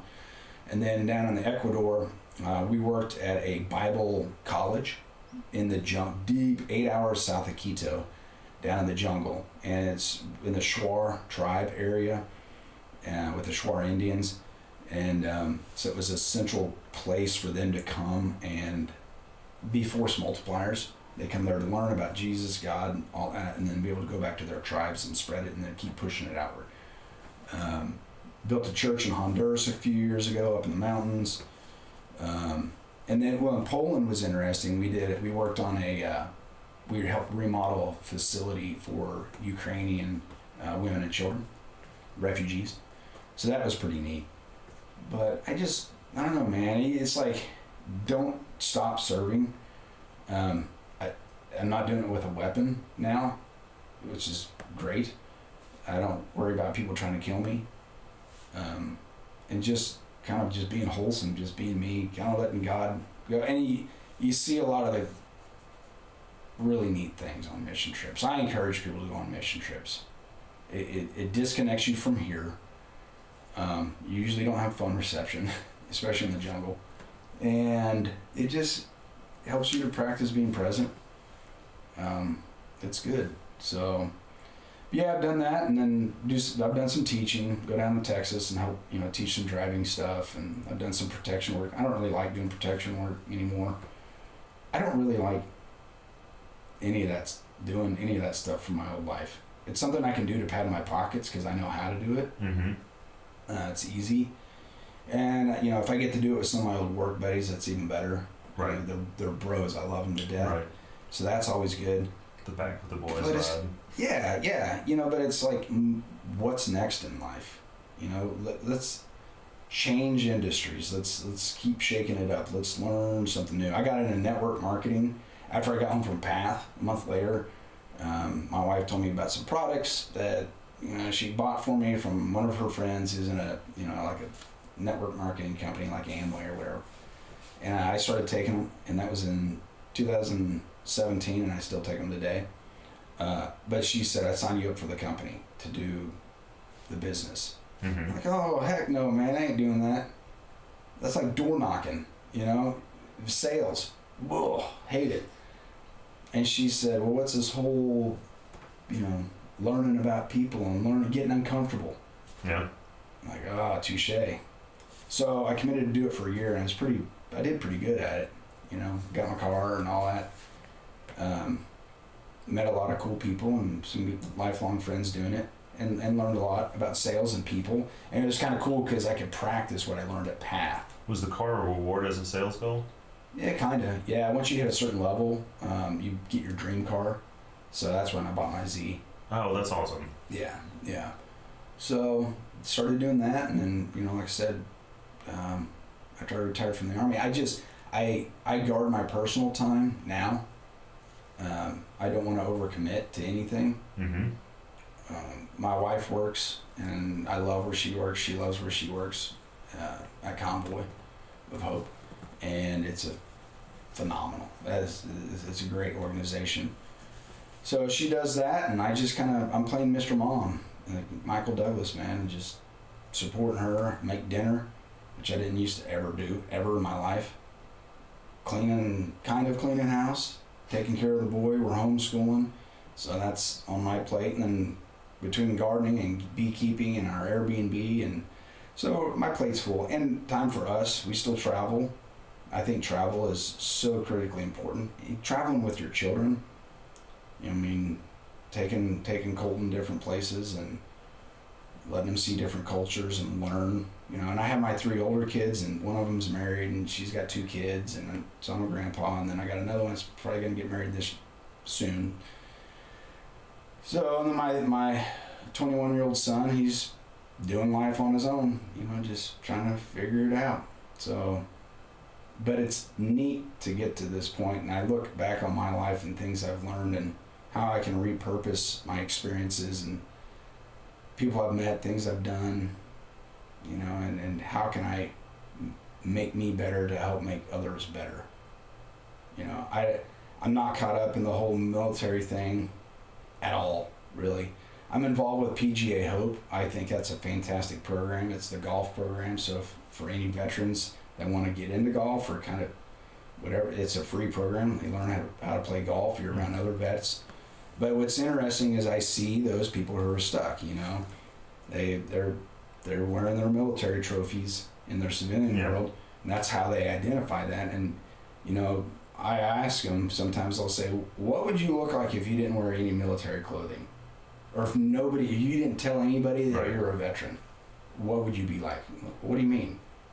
And it just baffles them. Like, I'm a vet. I don't identify as a veteran.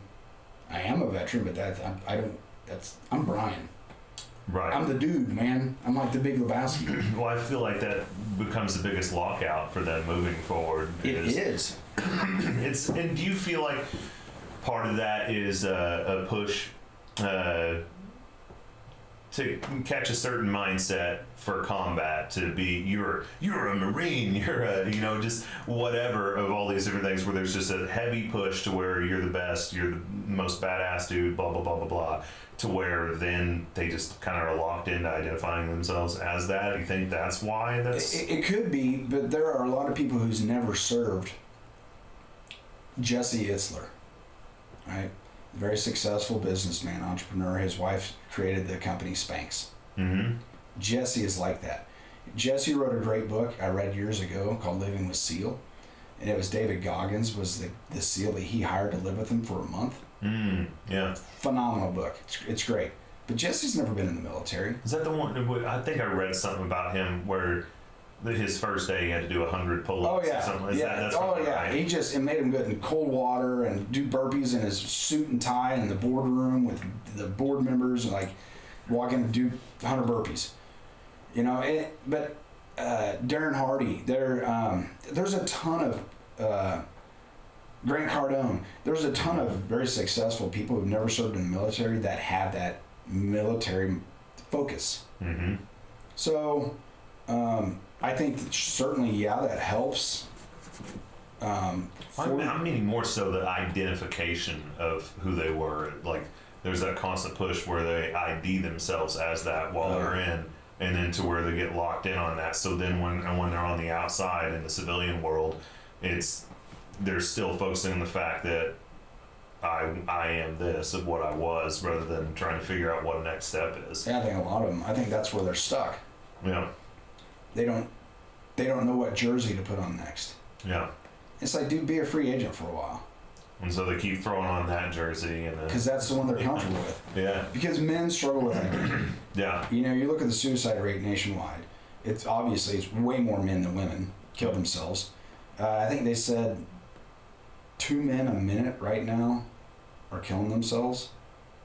I think it's 2 men a minute in the United States are committing suicide. It's astronomical. And it's like we're being neutered. Yeah.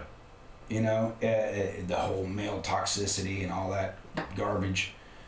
Yeah, we were talking about testosterone. I don't know if you were recording when we were having that conversation, but it was a good conversation. And it, you know, whether it's, I believe environmental affects that. I believe our food affects that. I think the big push and encouragement for medication, all these things stack up to decrease testosterone in men. Yeah. Which and society, media, Hollywood, whatever, has branded bravado and machismo as bad. Yeah. Dude, we need that now more than ever, and we will always need it. We've always needed it. That's what built America. That's what built the world. That's how Noah built the ark. I mean, he was a man and he worked with his hands, is what he did, you know, and he had his sons do it. And then you just fast forward through every century, the millennia, you know, it's always been there. Why change it? And so this woke new society is trying to neuter men from having that women feel threatened. People are so confused, and there's nothing wrong with a woman being a go-getter. And there's nothing wrong with a man being a little bit more emotional, right? But as long as they, at the end of the day, when the dust settles, it's like, you know, women are emotional people. They are the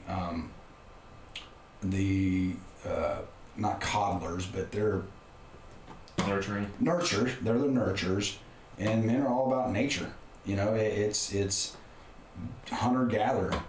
It's builder. It's leader. You know, John Eldridge in his book, you know, he's written quite a few books, but Wild at Heart. Oh yeah. Phenomenal book. Andrew gave me that back in 2014. It's a great book. And The Way of the Wild Heart is his second book. And that one he co-wrote with his son. And it's interesting because he goes through the different phases of manhood. And I think about this, and it talks about the scout, the ranger, the cowboy, you know, as a kid and growing up and, you know, toddler and adolescence and all that. And then it gets into the warrior, you know, phase, and then it gets into the king phase, and then it ends in the sage phase of life's path for man. And it's interesting in that, you know, that's what's ingrained in us, you know. Ultimately, sure, yeah, we're warriors. And we need to lead our families, lead our kingdoms. And then when we're the quiet grandpa in the corner, we're the sage. You know, but it's because of us being a scout, a cowboy, a ranger, doing things we shouldn't do, sticking our fingers in light sockets, playing King of the Hit Mountain, you know, bottle rocket fights, fighting. Fighting is the best thing young boys can do. We did that so much growing up back in the early 80s. In the neighborhood, I grew up a Sandlot, Stand By Me life when I was a kid. One of the guys I golfed with yesterday, we talked about that because he was there. And in the neighborhood, there was probably, 8, 10 of us boys. And we would just kind of, we're about the same size. All right, so you two are going to fight each other, you two are going to fight each other, and you two are going to fight each other. All right, let's go. And it was a brawl. And we're all best friends. You might bust a lip, maybe bust a nose, get some feelings hurt. But after that, we go back down to the creek and catch crawdads.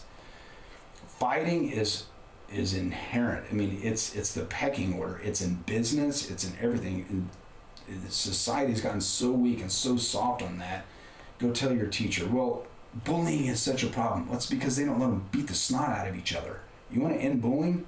Let this little kid that's getting picked on go out on the playground and fight the bully. Because oftentimes the bullies are the wusses. Because they're getting bullied at home. Yes. So they're so beaten down, the only way they can try to get any semblance of themselves back is to go bully other kids. Mm-hmm. You know, kids should fight. Life is a fight. We're boys, you know. But maybe I'm getting off on a tangent. But it's that whole, all the phases that we go through. And I would talk about the Star Wars theme, and I think that theme follows a lot of movies, a lot of franchises. I would use the Star Wars one as an example, though, because I think it's the best one.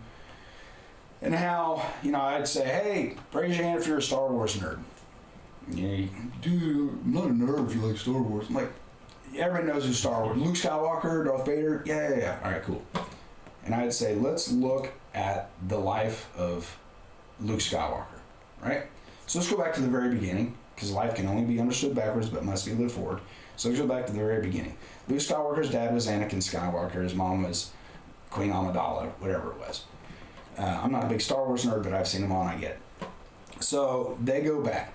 Anakin was a normal dude. Queen was a normal chick. They fell in love, whatever. Bad influence. Anakin started to go down a bad road. He became evil. Boom. She gets pregnant with twins, Leia and Luke. But because he's bad and Queen's queening, what do we do with the kids? Well, we send them out, right? So fast forward to the first Star Wars that we know of, which is what, episode 3 or whatever it was, Star Wars. So young Luke Skywalker, he's lost. He doesn't know who he is. He doesn't have an identity. He's a little mechanic, works on robots, lives with his aunt and uncle. He doesn't really know much about his parents, whatever. Through the desert comes Obi-Wan Kenobi. This guy, old wizard guy, whatever. He comes up, he's like, hey, you know, I know your parents. You know my parents? Oh, yeah, whatever. I trained your dad. You trained your dad? My dad to do what? Oh, to be a Jedi. He was one of the greatest. My dad was a Jedi. Oh my gosh, this is so awesome. Teach me to be a Jedi. So he starts going down the path of that. He's a mentor, and he's a guide, right? So he takes him to this little jungle planet with a little green goblin named Yoda, and so Yoda starts training him, another mentor, another guide, right? So it's like problems in life. You know, if you're in a valley, do you want to be there by yourself and try to figure out how to navigate through it, or you maybe ask somebody else who's been through that valley and knows how to navigate through it? There's nothing wrong with asking for help. So Yoda teaches him what he can teach him, and he's one of his mentors, moves along with him. So as he goes along, Empire Strikes Back, finds out Darth Vader's his dad. No, you know, family drama, you know, Springer relationship. So then the end of Return of the Jedi, takes his helmet off, love you, boo-hoo, whatever. And now he has, so Luke Skywalker went through those phases of the scout, the cowboy, the ranger, and then he finally, you know, he was a warrior all through Return of the Jedi. But then after Return of the Jedi, he ascended into that king realm, you know, where he was leading a bunch of people. He's just great, you know, he has all this experience, he's got a track record, all that.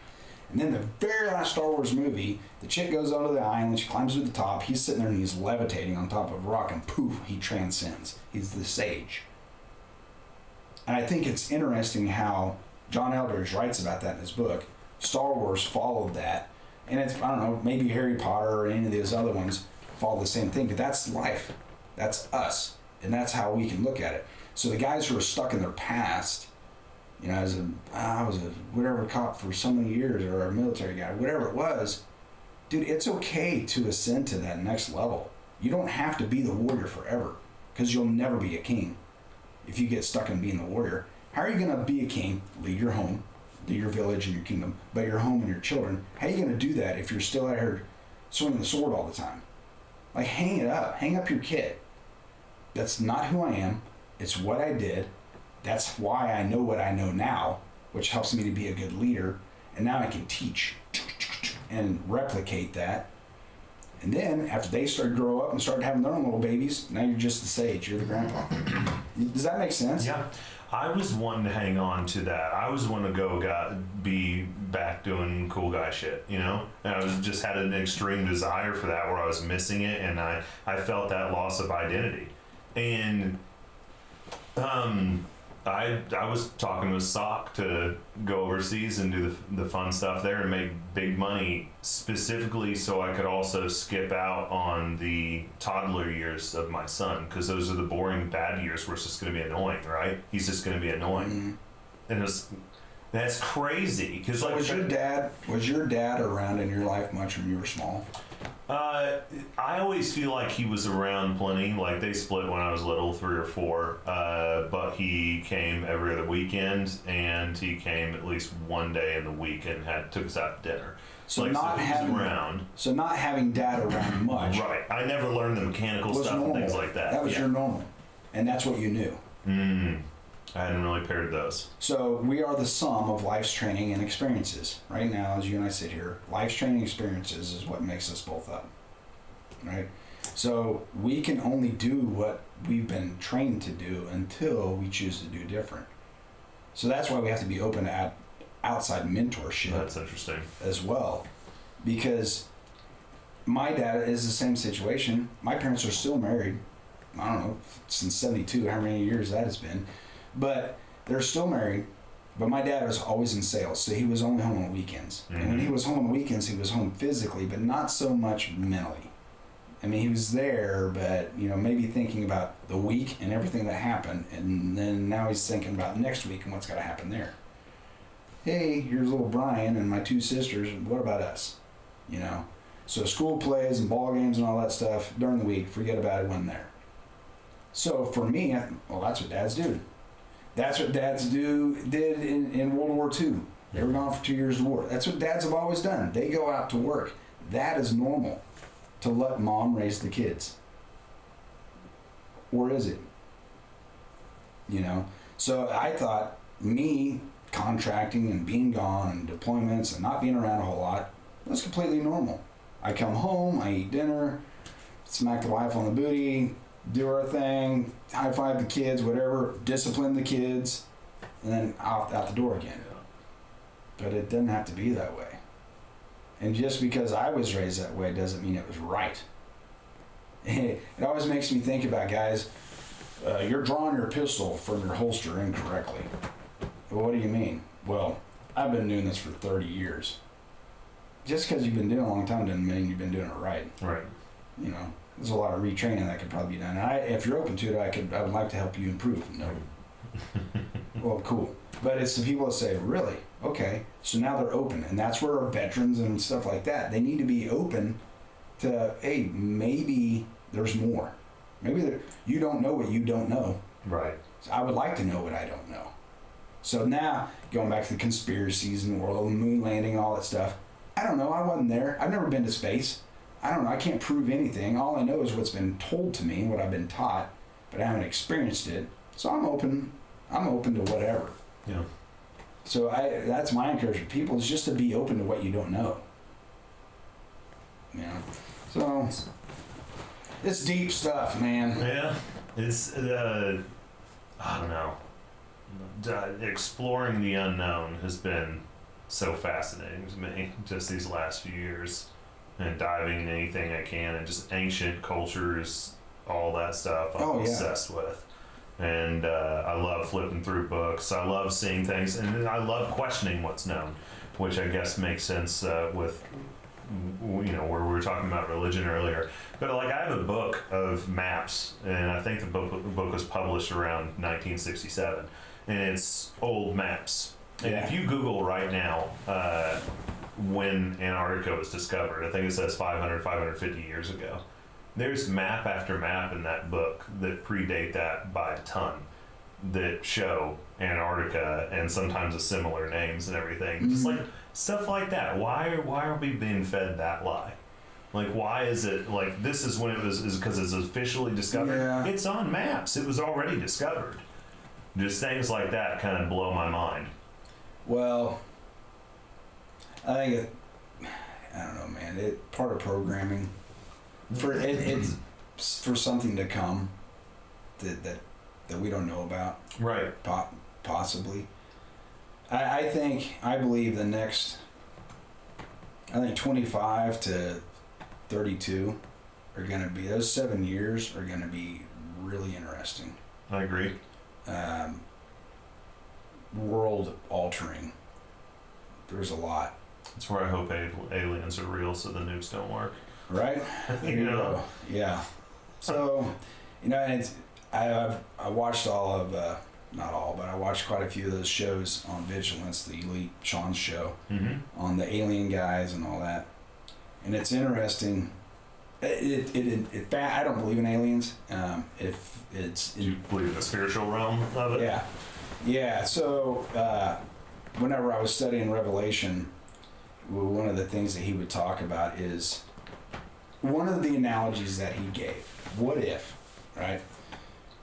What if the reason they wanted to declassify the aliens files nobody ever talked about UFOs and aliens as much as they have in the past 5 years. Right. It's kind of odd that all of a sudden it's all about UFO sightings and Skinwalker Ranch and all these weird things, right? Aliens down in Antarctica, whatever. And he says that he believes that they are preparing the world for how to explain the rapture of the church. How are you going to explain millions of people disappearing in the flesh just like that? It's a mass alien abduction of religious fanatics. I hadn't thought about that angle. I know I watched a podcast the other day. It was pretty wild with some guy who's high up in the whole Masonic Lodge thing. And that's a whole other conversation. Oh, yeah. He was stating that they actually possess six Ark of the Covenants. Says that there's hundreds, and that in 5 to 10 years they'll be unveiling it, but there's going to be a lot of conversation leading up to it as it's going to change what people have thought everything is about. And that one's like, okay, whoa. You know, there's different versions of the Bible that have been written over the years. Right. You know, there's all the original, you know, the Greek text and the Aramaic and the Hebrew text. And then there's the translations, and things get lost in translation. Yep. The King James Version is kind of really where it kind of flipped, because it's the King James Version. If you think about that, King James Version. Okay, so it's a monarchy. King James is in charge. He can kind of have it translated to a certain bias, if he wanted to. So how was that? So there's versions of the Bible prior to King James that I've kind of started reading into, which is interesting to me. But the whole Masonic thing, you know, this year I really got into the history of our country, you know, symbology.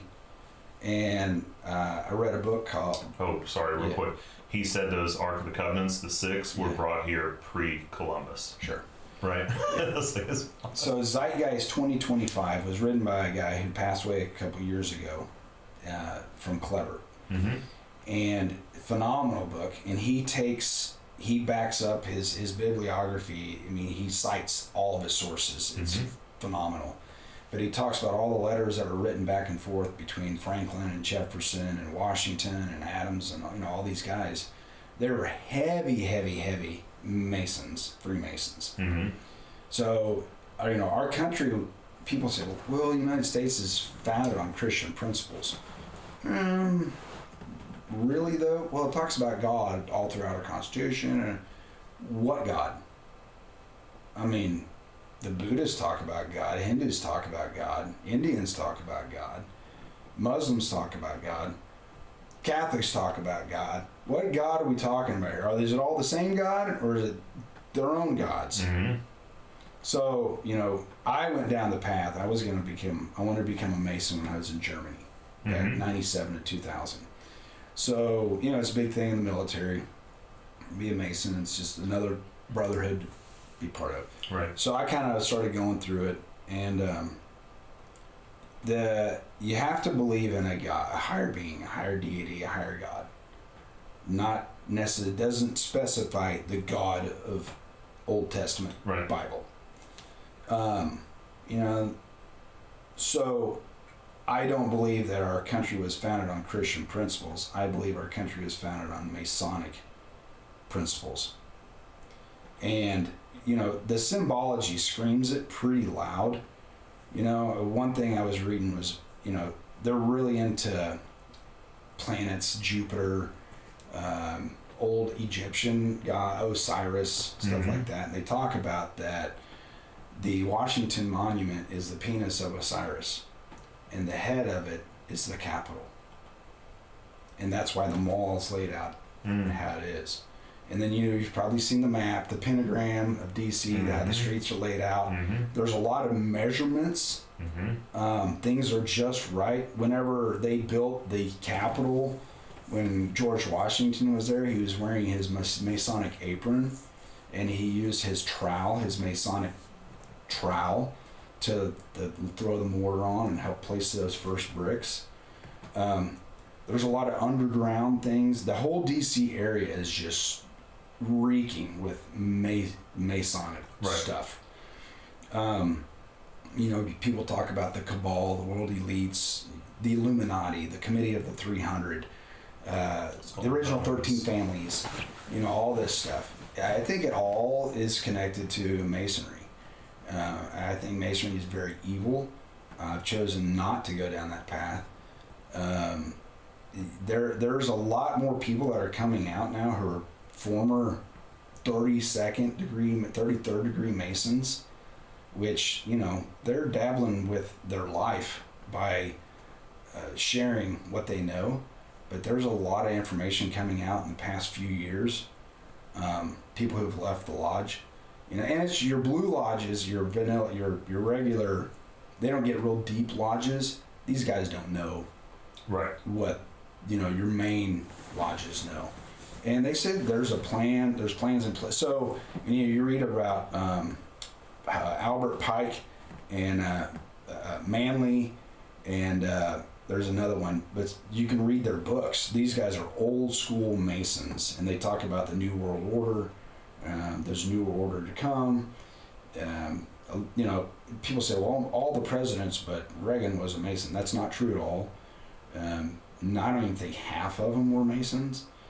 But there is, so Eisenhower, Eisenhower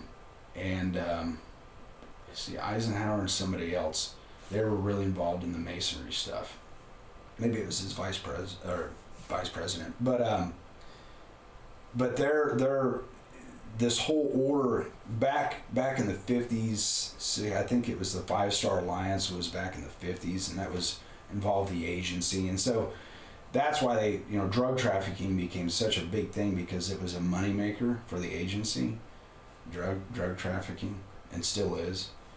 I don't know that, right? So it's whatever you want to believe. This is stuff I've read, and we're in a really dark place as far as historically where we came from, and then where we're going. Right. I'm kind of a Putin fan. Honestly, I think he's a very intelligent guy. I think he's very deliberate. I don't think he just does things all willy-nilly. I think there's a really good reason why he is in Ukraine, whatever it may be. So, yeah, man, there's a lot of weird stuff going on, and the alien files and all that stuff. I don't believe in them. I'm going back to that. One thing the guy said when I did this Revelation study, he said that oftentimes UFOs, when you see them, they say it'll go really fast one direction, 90-degree turn, and go another way. Yep. Well, in the spiritual realm, angels and demons move between the physical and spiritual realm. So oftentimes what we see in the sky may not be, it's an unidentified flying object, but it's a spirit. It's an angel or a demon going between realms. Something to consider. That makes sense. Even there's a lot of people trying to show that that's possibly a thing just with interdimensional beings, which some people believe are demons. Some people think, maybe aliens or whatever. But you watch Tucker Carlson at all? I love him. Yeah, because he's been all about how he's like the UFO focus is a shift from what he believes is spiritual forces. Yeah, there's a lot of spiritual warfare going on, and it's neat to see Tucker's walk from 10 years ago to now. I love the fact that he got out of Fox, because we're seeing a different version of it big now. Time. They took the muzzle off of him. Yes, and he really gets to speak what he believes, and which has opened him to learning more. Mm-hmm. So I'm a fan of Tucker Carlson. Confirmation bias is big. you know, it's easy to say I believe in it because I want to believe in it, or I agree with it, Right. so it's right. Confirmation bias is a real thing, and it can harm a lot of. It's insanely destructive right now. Yes. It's disastrous, and I wish more people understood when you're listening to something how to take confirmation bias out of the equation, which is, it's impossible to not have it there. It's Yeah. there. You just got to learn how to work around it. Exactly. Yeah. And that's difficult for, I'd say, the majority of the population. Well, you know, and it's like, why do we only have 2 political parties? Right. Why? How come the independent or the Green Party or whatever, how come they get just so smashed? Yep. I mean, I'm a fan of getting rid of parties, which you got to have camps, I guess, because not everybody agrees. But I don't know, man. It's the division that they've implanted. So racism, good lands. You know, I this thing keeps popping in my head. What if black and white unite? That would be the scariest thing for the deep state or whatever you want to call it, because the only way to control a populace is to divide them, because that weakens them. Mm-hmm. If they unite, you're screwed. Right. Because, I mean, you know, it's like a prison.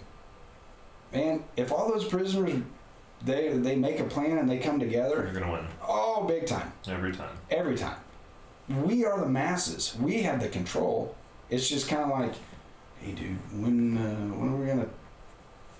are we gonna start this thing? Right. I don't know, man. I'm just kind of waiting for somebody to start it, and then I'm gonna jump in. I mean, I don't want to go to prison. You know, Yeah. January 6th, all these guys that are still sitting in prison because of it, because they were Right. there, and they're stuck in prison. And it's kind of like everybody's like, well, I'm ready. Well, I think that's where we are in America, the world, really. And some of these countries, man, you see it. Was it France or somewhere over in Europe? They just got rid of their. I mean, they're overthrowing England big time right now. Mm-hmm. It's on the cusp. They are so fed up with that immigration. They want their country back, and they took their guns years ago, so they don't have guns. Yep. I believe there's a few kids that got killed, and then they decided, okay, this is it. Yeah, I mean, and Canada hates Trudeau. Yeah. I mean, but they took their guns. Australia took their gun. I mean, all these countries. That's the thing, man. That's the one thing we cannot. That is our last hope. Right. You know, otherwise it comes down to sticks and swords and knives and whatever, shovels. But if you can unite what an outside force has divided, I mean, why should there be racism? Why should there be? And it's so targeted on black and white too. Mm-hmm. Where are the Asians and the Hispanics? How come they're not involved in this? How come they're never accused of racism, or how come it's not the blacks and the Asians, or the whites and the Hispanics? It's always black and white. Why? Because most of the United States is black and white people. So that's the majority of it. So let's divide them and create that angst and keep those gears grinding, so that friction, and then it heats up. But you know what? Just like 9/11, you let that heat up, eventually it'll weld together, and you saw everybody unite after. Wasn't that so wild? It was nuts. There was no black or white. I think There was no backfired. fight. There was no left and right. Almost. There was nothing. It's like it all went It was away. America. Yeah. You know, and you saw it. I remember standing at a gas station when it happened. I was in Georgia with my dad.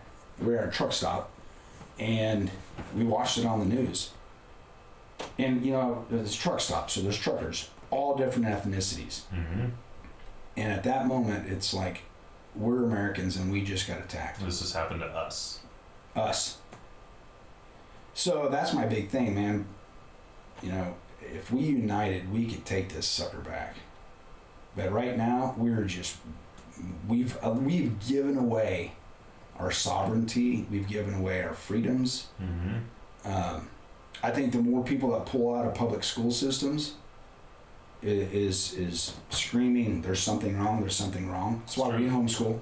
Yeah. You know, I would love to have I would love to see Missouri lead the way and I think some other states do it actually, a voucher program for parents, families whose kids are in private schools or homeschooled, Mm-hmm. so we don't have to pay public school tax.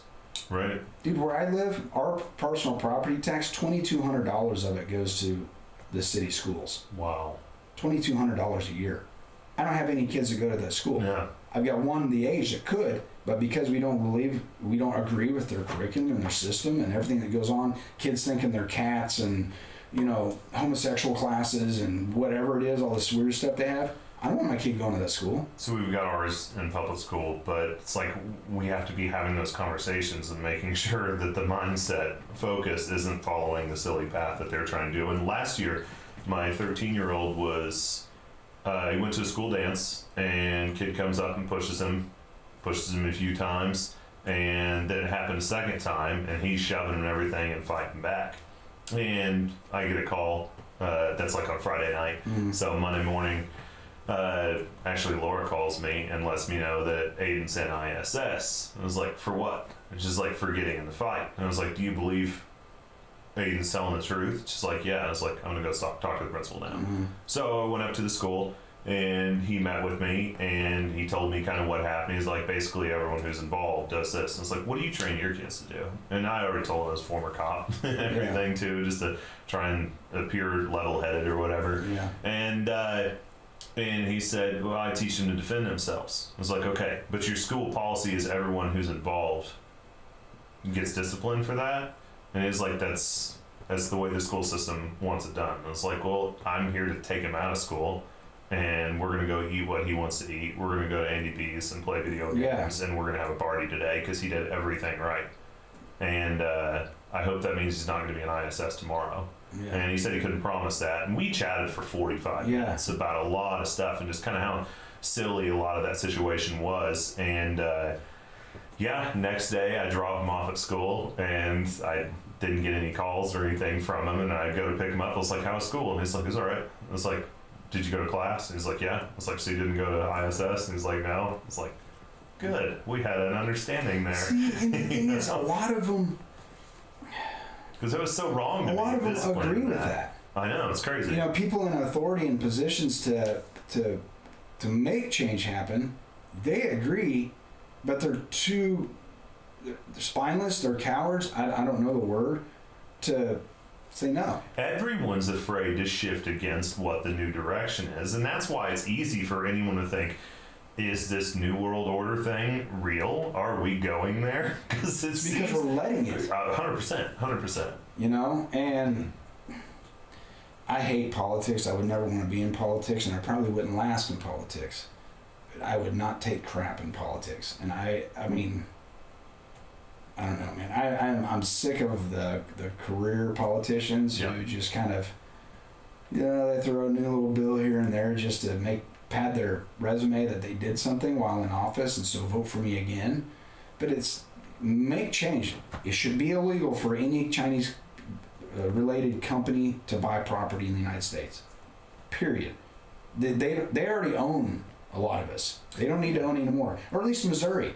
Yeah, they just passed a bill. Governor Parsons passed a bill earlier this year, or signed it, saying that no Chinese affiliated company can own property within 30 miles to a military installation. That's after they found out that they were listening in on a base. I know. And that's after 2 years ago, the 5G cell towers in DC. There was a component of that was sourced from China. They're supposed to be 100% American made. And even all the calls that are on cell network coming from the Pentagon could all be monitored. See, that's why how does that ever even happen in the Putin first got rid of place? 5G towers. They tried it, and they realized how much it was screwing up children in the schools and stuff like that because of the radio waves or microwave, whatever it is. I'm not a radio guy. But he's like, nope, no more. Arkansas. Huckabee, whatever her name is, the governor down there, his daughter, she signed Sarah Huckabee. She's a gangster, dude. And they passed a bill months ago. No Chinese affiliated company can own any property in the state of Arkansas. Wow. And the state is taking the properties back. That's wild. Do you remember the Bundy Ranch situation out in Nevada where you had a bunch of prepper people out there? Yeah. So a lot of people don't know why all that happened. And the Bureau of Land Management, whatever, people that were out there trying to basically he wasn't going to be able to farm there he wasn't leasing the land. I think he was given access to it for free for the cattle and everything. It's because they were selling that government-owned land to a Chinese corporation to build, I believe it was the windmills or whatever for power. So then they can sell power. Not only that, they control. Right. That's crazy. I read something last year. I think there's like 9 major power stations in the United States. There's 9 and if you were to take out any one of them, it would be almost catastrophic to the United States. I mean, it's like the whole Eastern Seaboard, whatever. China owns 3 of them. That's disgusting. They own our power. We are slaves to China. We're dependent upon China now to keep our power on. I read numerous articles about it because I saw something. I'm like, what? Can't be. So I started going down that rabbit hole and researching it. Sure enough, man, they own up some of our power stations. I love doing those rabbit holes. I don't, because it pisses me off, man. It's not just when it's negative, but when you hear something just wild in general. Well, you do your due diligence, and before you regurgitate it, make sure you kind of don't want to look like an idiot. But it's stuff like that. Who in our government thinks that's okay?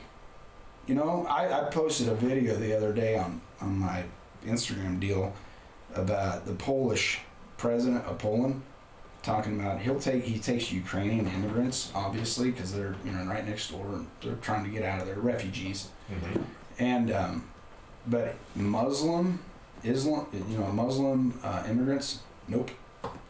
And so the interviewer, she's like, isn't that racist or whatever, starts condemning him for that. He's like, no, we're not getting bombed, we're not getting attacked, we don't see anybody taking over whatever.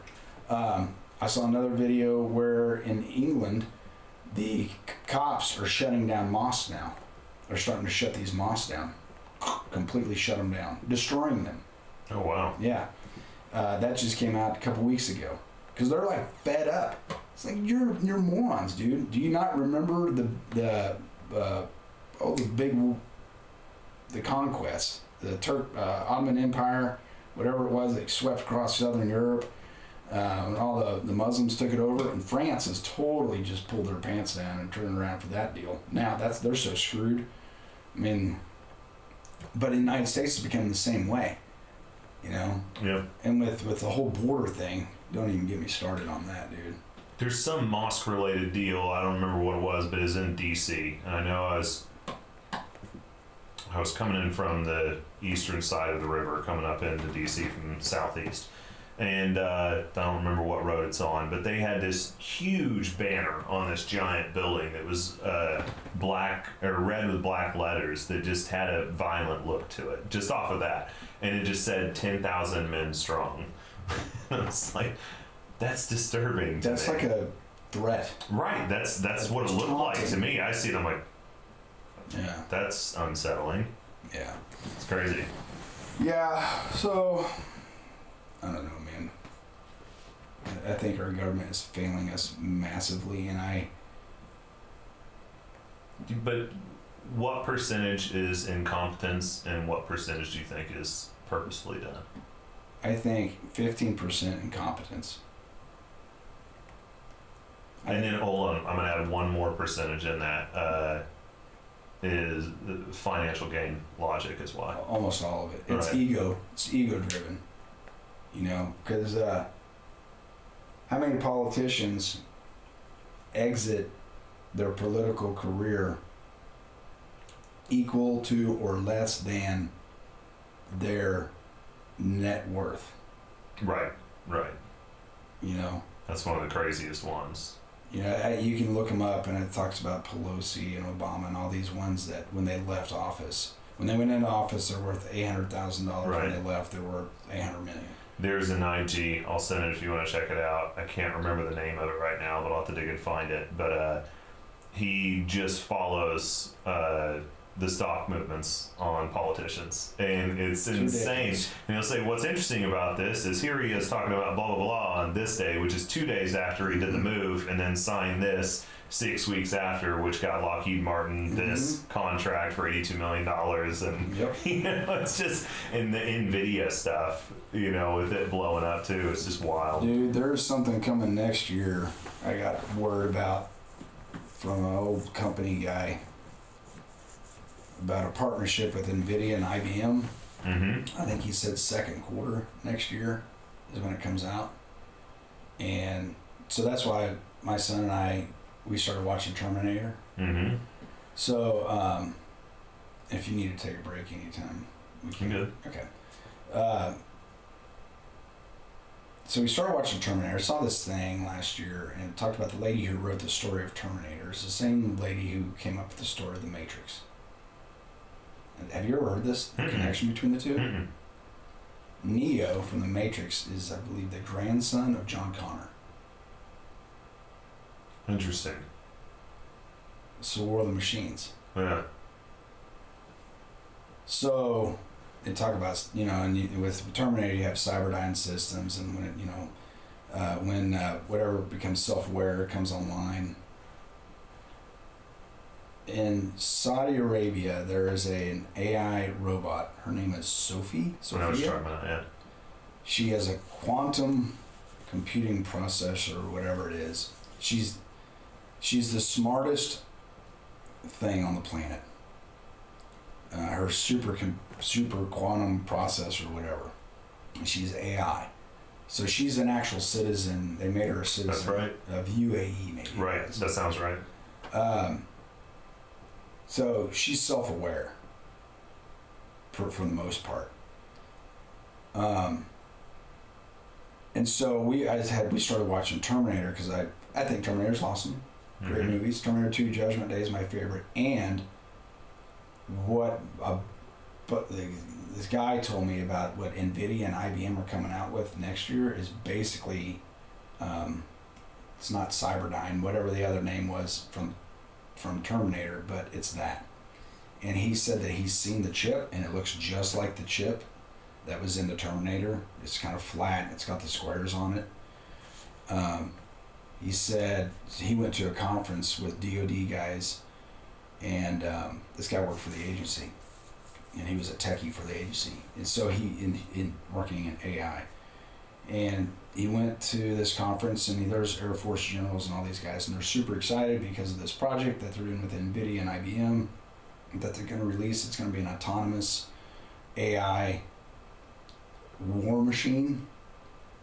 And he says, you guys ever seen Terminator? Like, right. What you guys have created is that. So how do we pull the plug on it? You know, there was another movie about it, about the autonomous fighter jet or whatever it was, and it became self-aware. But anyhow, this is coming out next year, and this guy that was telling me this, he's like, dude, it's scary. They have no idea what they're playing with because they've created this, and it's... So I don't know, man. That's the big fear is, will it feel for humanity, or will it just despise humanity? Well, there's some, yeah, I mean, it goes back to what if they need humans for something. I don't know, because I mean, if they can utilize them as a slave force, if they can dig and mine their own cobalt and, you know, whatever it is, lithium, you know, then they don't need us to do it, because they can build their own machines that do that for them. I mean, it's just, so we're all getting kind of down the weird Marvel comic world of stuff, but it goes back to the beginning of our conversation. I'm open to possibilities. I think to be smart, to be aware, to be vigilant, you have to be. Right. Open to possibilities. Because if you're like, that'll never happen, that's stupid. Those are people who get robbed. Yeah. I 3 years ago, I would have said we're further off than we think from something like that. But I never thought it would grow at the rate that it's growing. And I was actually dabbling with some guys in AI flight for drones. And the idea was for law enforcement application. Yeah. And... with Andrew. No. He was aware of all this. Yeah, he's like the drone guy now. But this is all down in Springfield Underground, where everything's being worked on. And they could fly themselves, and they could read a license plate. They could do a circle around a car, so any other identifying markings, stickers, things like that, they'd be able to see. We trained it to identify the difference between a Glock 19 and a Glock 17 in a holster, just with the grip sticking out, and it could do that at over 90%, like positive on its answer. That's all the different plans we had to try and do with this. Like, it would have been crazy. It's neat when you're working on it. Once you create this monster, like, dude, what if it turns on me? So we programmed ourselves out of it. So you'd see the red box appear as human and disappear. Because look at what they're doing in Ukraine. Yeah. It's a drone war. Yep. And that scares the snot out of me. I watched a TED Talk years ago, and the guy, he had a mannequin on stage. You may have seen the video. It's a white mannequin on stage. And he's talking about drone technology and how we need to be warned of what we're doing with drone technology. And it had a tiny payload. It was, I don't know, a very small, few ounces of C4 as its payload. And they launched it from the top of the auditorium, and it flew down right into the forehead of the mannequin, like a 22, and blew a hole right through it. And that's the kind of crap that they're doing. I know guys that are operating drones in Ukraine right now, and dude, that is the scariest warfare. Oh, by far. Give me guns and swords all day long, but when you hear this, you're done. So I've got a nephew who just yesterday made his decision, but was offered the opportunity to sign the whole 18X package, and he decided to go the Blackhawk mechanic route instead.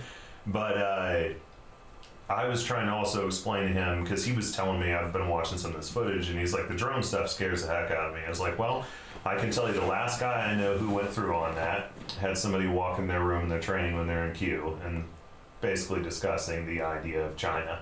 And, you know, where our future's pretty obviously headed at this point, and they're spelling it out years ago. And I was like, if you're scared of that, just know that that's where they're made. And they'll have 10-year-old kids piloting those things, crash one into your buddy, be handed the next controller, crash one into your other buddy, and then crash one into you.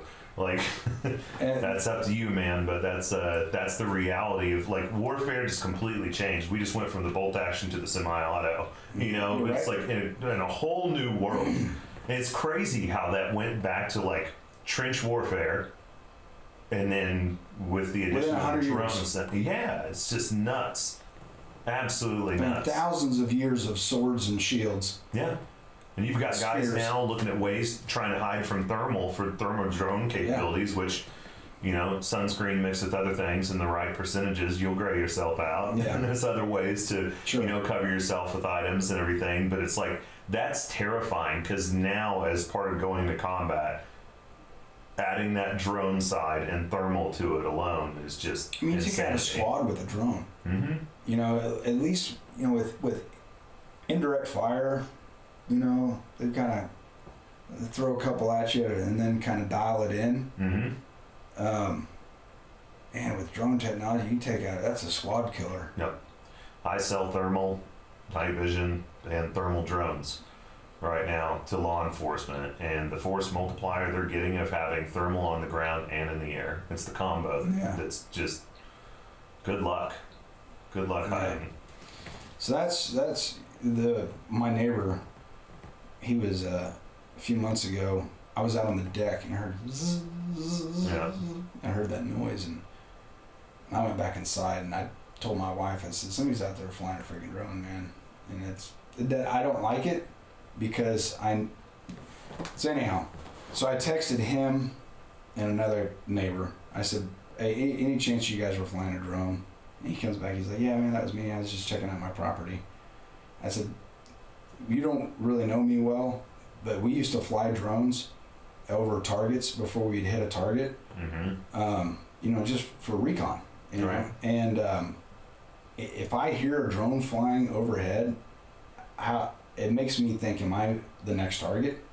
I don't like that, so please do not fly your drone anywhere near my property. please don't. I don't like that sound. It just scares the snot out of me, because of the capabilities. Yeah.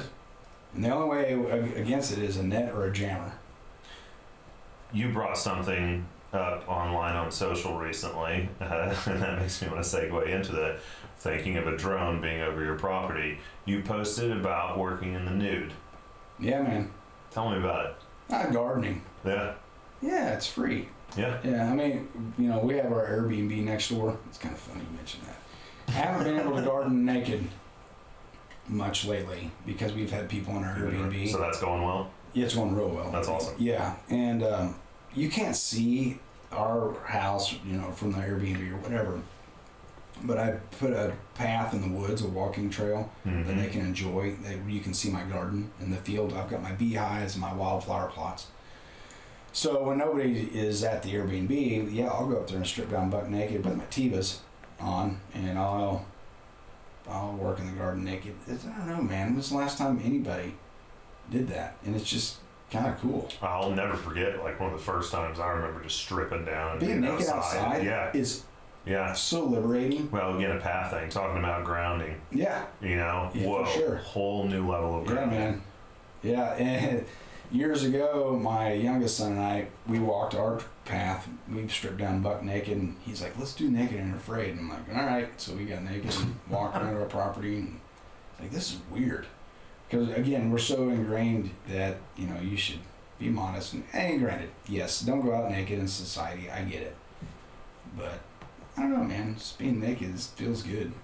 There's a girl who's going to come on here and sometime in the near future. I think she just got back recently. But she lived on a nude beach in Greece for 4 years with her family. And she'd made a post about that, which I didn't know that about her. And it was like, hey, I want to have you on the podcast because it's interesting. Let's talk. I want to learn about different things, just like learning about different cultures and everything. Is like, that's a different way of life. Let's talk about it, Pretty fascinating. Yeah, I do all sorts of weird stuff, man. It's funny, the naked thing and uncomfortable element, and then just how sex is taboo in a lot of ways, and it's just kind of like shuttered and not talked about. I was reading a book that was talking, it may have been On Killing, Dave Grossman. Yeah. But he was talking about how sex back in the day, that's just when your parents make funny noises in their bed, referencing a one-room home. And I was like, dang, I never thought about that. They're cracking out 6, 7 kids, and they're all sleeping in the same room. Whoa, that is weird. So they're maybe getting the afternoon light occasionally, but that's wild to think of your parents having sex in the room while you're in there. But culturally, it used to be like that, I guess, and then somewhere along the lines. Sex is as taboo as it used to be. It's definitely not. It should be. You think so? It should be taboo. Yeah, man. It's, save it. I don't know, man. The world's just, I'm showing my age, I guess, but I'm old school in that regard. I don't believe that people should move in together before they're married. I don't think you should have sex before you're married, which is really hard because I've been in that position. My wife now, she made me wait before we got married, but I think it goes back to the blessings, man. It goes all the way back to that. I believe God will bless your marriage. I got a buddy of mine. He's a Springfield cop, one of my best friends, and he was a virgin when he got married to his wife. I don't know how long they've been married, 12, 15 years, but I'm like, really, dude? I thought about that, and I really respect that. He waited, that long. But I believe a lot of relationship issues could be solved by waiting. I believe God will bless your sex life. It'd be completely amazing if you just wait. And having long engagements, I think, is silly. I don't think you should be engaged for more than a year. If you find somebody and you dig them and you want to do life, you get married. It's not. People are engaged a long time. That's not really showing a commitment. I would never. This is me speaking. There's no way I would not get married. Marriage is a symbol of commitment. It's signing the line. It's committing a contract. Yes, spit on your hands, shake hands, whatever you got to do. But people that live together for a long time without getting married, where's the commitment? You guys can break up. Keep it together 8 years and now you can break up. It's like get married and do the thing, man. Commit to each other, for better or for worse. My wife and I got in a big old argument Friday night. It happens. And it's not the argument that matters, but it's how you navigate through it. Because you're gonna not get along. You just gotta learn how to get along after. I don't know, man. I'm old-fashioned, I guess. Yeah. I don't know. I see that since you see these videos of these kids and they talk about sex and the whole hot to a girl, and it's just like it's so common with these younger kids to do that. And it's like, what are you saving yourself? I mean, why aren't you saving yourself? Wouldn't you want 3-week-old fried chicken, cold fried chicken, or do you want the fresh stuff? I saved myself until I was 19. That's and huge. The intention was to save myself, but then I kind of had a walk from the church for a while. Never denounced God ever, nothing like that. But I didn't like church. Yeah. Because humans screw up everything. Ultimately, is what pushed me out at the time. And that was one of the decisions I changed my mind on. And my whole idea on it was, this girl's a really bad kisser, right? And this girl's not good at this act. And so I think what changed my mind was the idea is I wanted to be able to sample the goods to make sure I wasn't going to be stuck with something bad. Yeah, kick the tires. Yeah, yep. And I get it. That's where it came from, but I don't know. Yeah, it's funny, man. And that with that, but typically, I don't know, man. If you don't kick the tires, then you commit and jump in. You're gonna love what you got. It makes sense. If you don't have anything else to compare it to.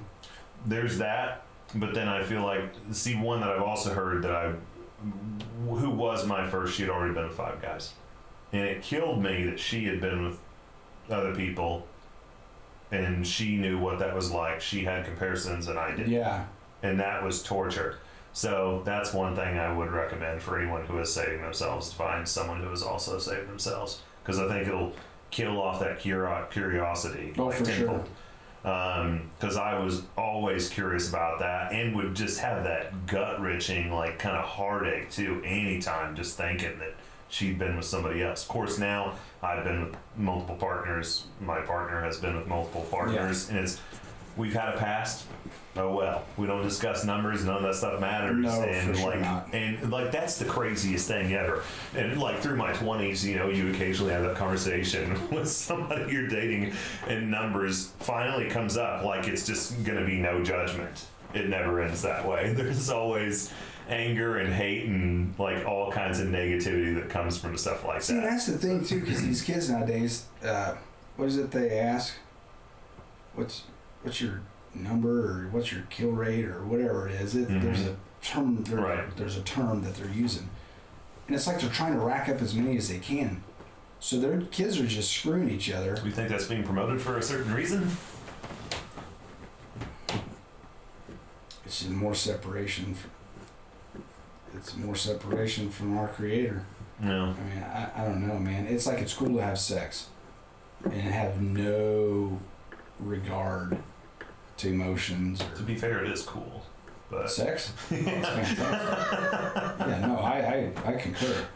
I don't know, man. I just think the youth is just, they're so screwed. I think the last decent, I was talking to my son about this the other day. He's, 25.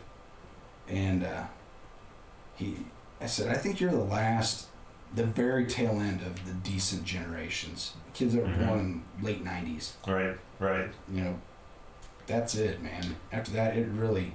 Isn't it funny, though, also to go back to what we were saying earlier, we're seeing this perspective just like we saw in our parents, where they look at our generations, and So, and like to a point where we're reliving that cycle, passing that same thing down. The greatest generation, they say it was the World War II generation.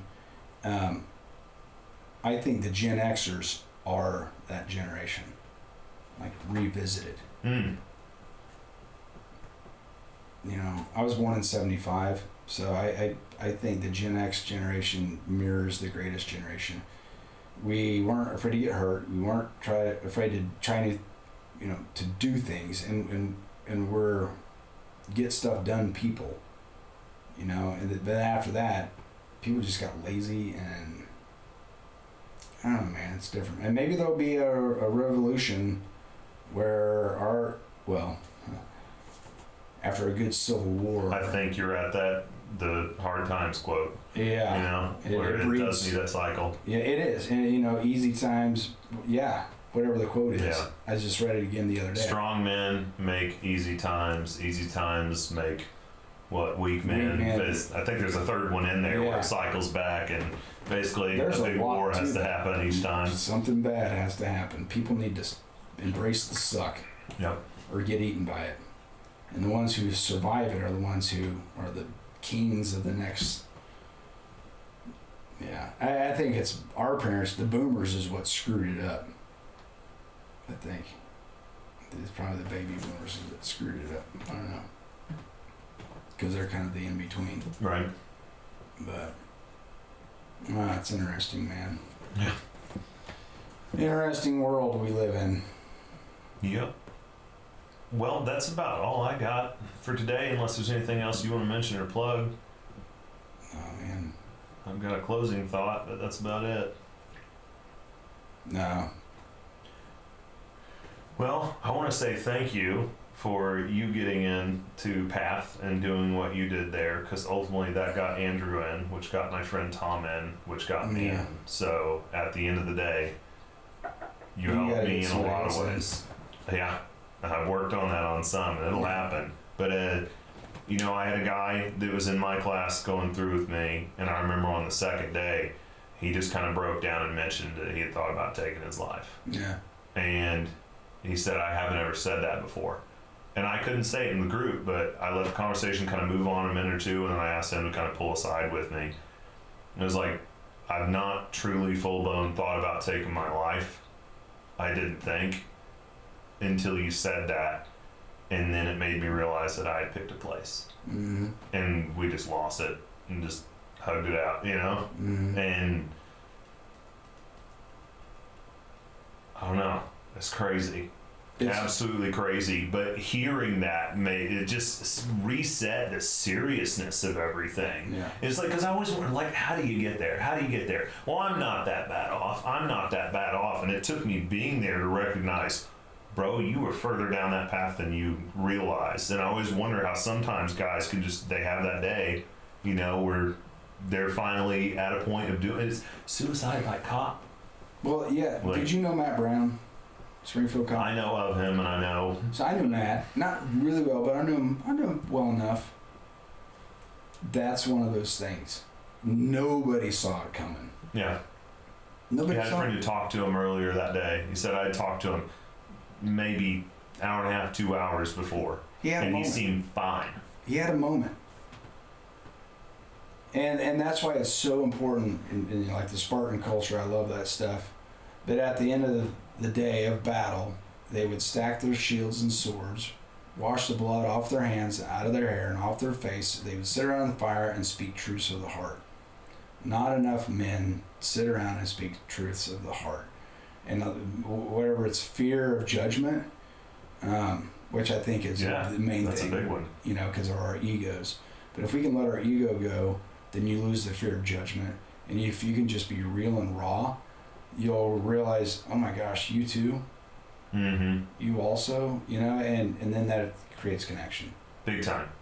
And that's what our society needs. That level of connecting, it felt like you're back with your old teams again. It is, man. And, so many men lack, and I won't stretch this out, but so many men just lack an understanding of what a warrior is. I mean, you could have been a Delta Force, whatever, cool guy, and have all the tattoos, and you train fighting, and you're really good at this and that, but that's all external. But if you're empty on the inside, you're worthless to me. I don't care how good of a fighter you are, how many people whatever. I don't care. None of that. It doesn't matter. So I look at the Spartan culture because they're the complete warriors, because they're emotionally intelligent, physically capable. Shaolin monks, same thing. They have wisdom. They know themselves. They know people. They're confident. That is the epitome. A Jedi master, same thing. Yeah. You know. One thing, again, it's another point from the program, but when you take your armor off, your shield, and I'm talking about your shield protecting the vulnerable side of you, and you just open up, even to a stranger, it's mind-blowing. Yeah.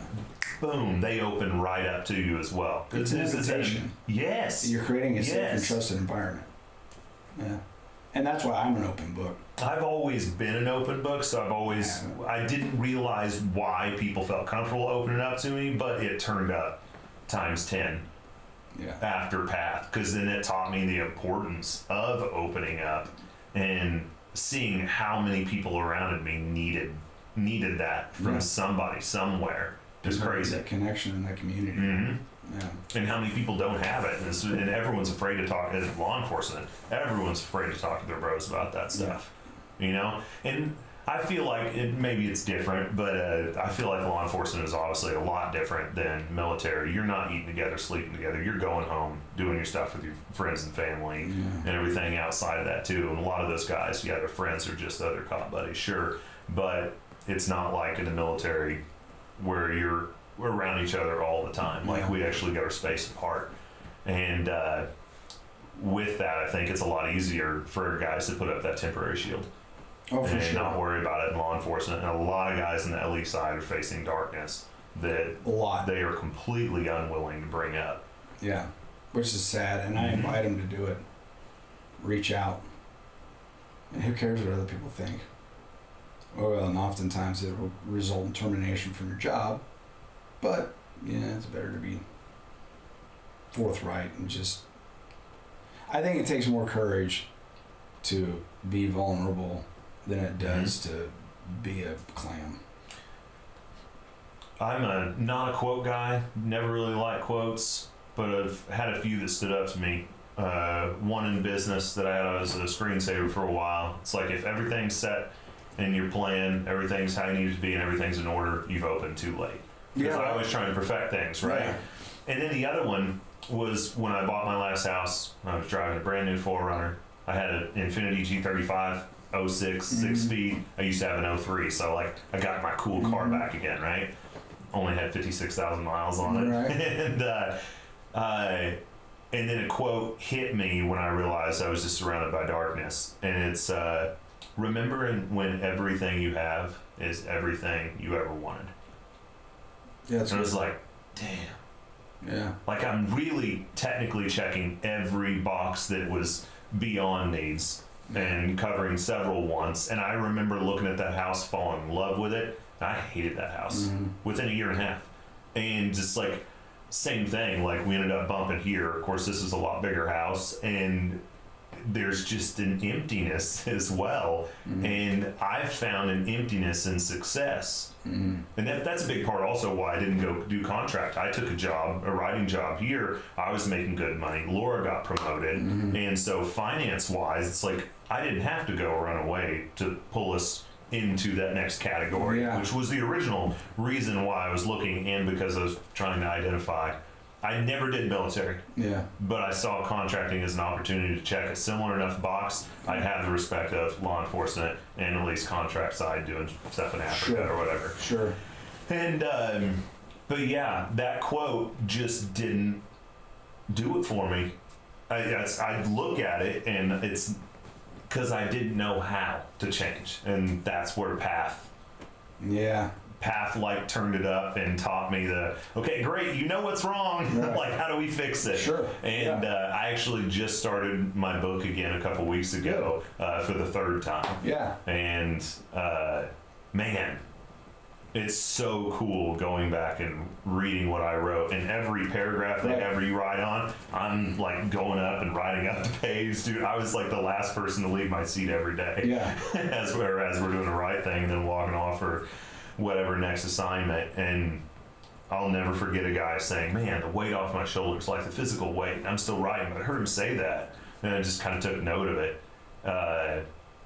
And that's after our first time of that whole deal.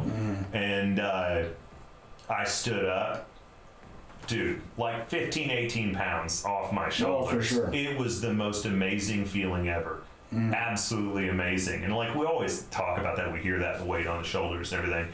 That was the first time in my life I was able to recognize you actually carry physical weight with pain. Yeah. It's real. Yeah. Yeah, that's good stuff, man. I think writing is so important. Committing ink to parchment adds permanence to its deed. That's a nice one.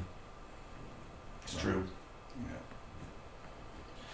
Well, dude, thanks again. Yeah, man. It's awesome having you on. Absolutely. Yeah, I'd love to have you come back and we'll chat about whatever the heck else we feel like. Source of the Recommend weird crazy stuff in things. the world. Yeah, I'm sure there'll be more things popping up. Well, after this election, we can pull it on that dark path as well. Oh, yeah. So, Man. What else you got going today? it was fun. I gotta get my beehives tomorrow. I gotta pull all my honey off. You ever do that, Nikki? No, but I did it in shorts once, and that was a mistake. You posted about that, didn't you? Yeah, I was actually on America's Funniest Home Videos. Oh, that's amazing. Yeah, my brother-in-law said, "You gotta send that to America's Funniest Home Videos." I did. And they still run it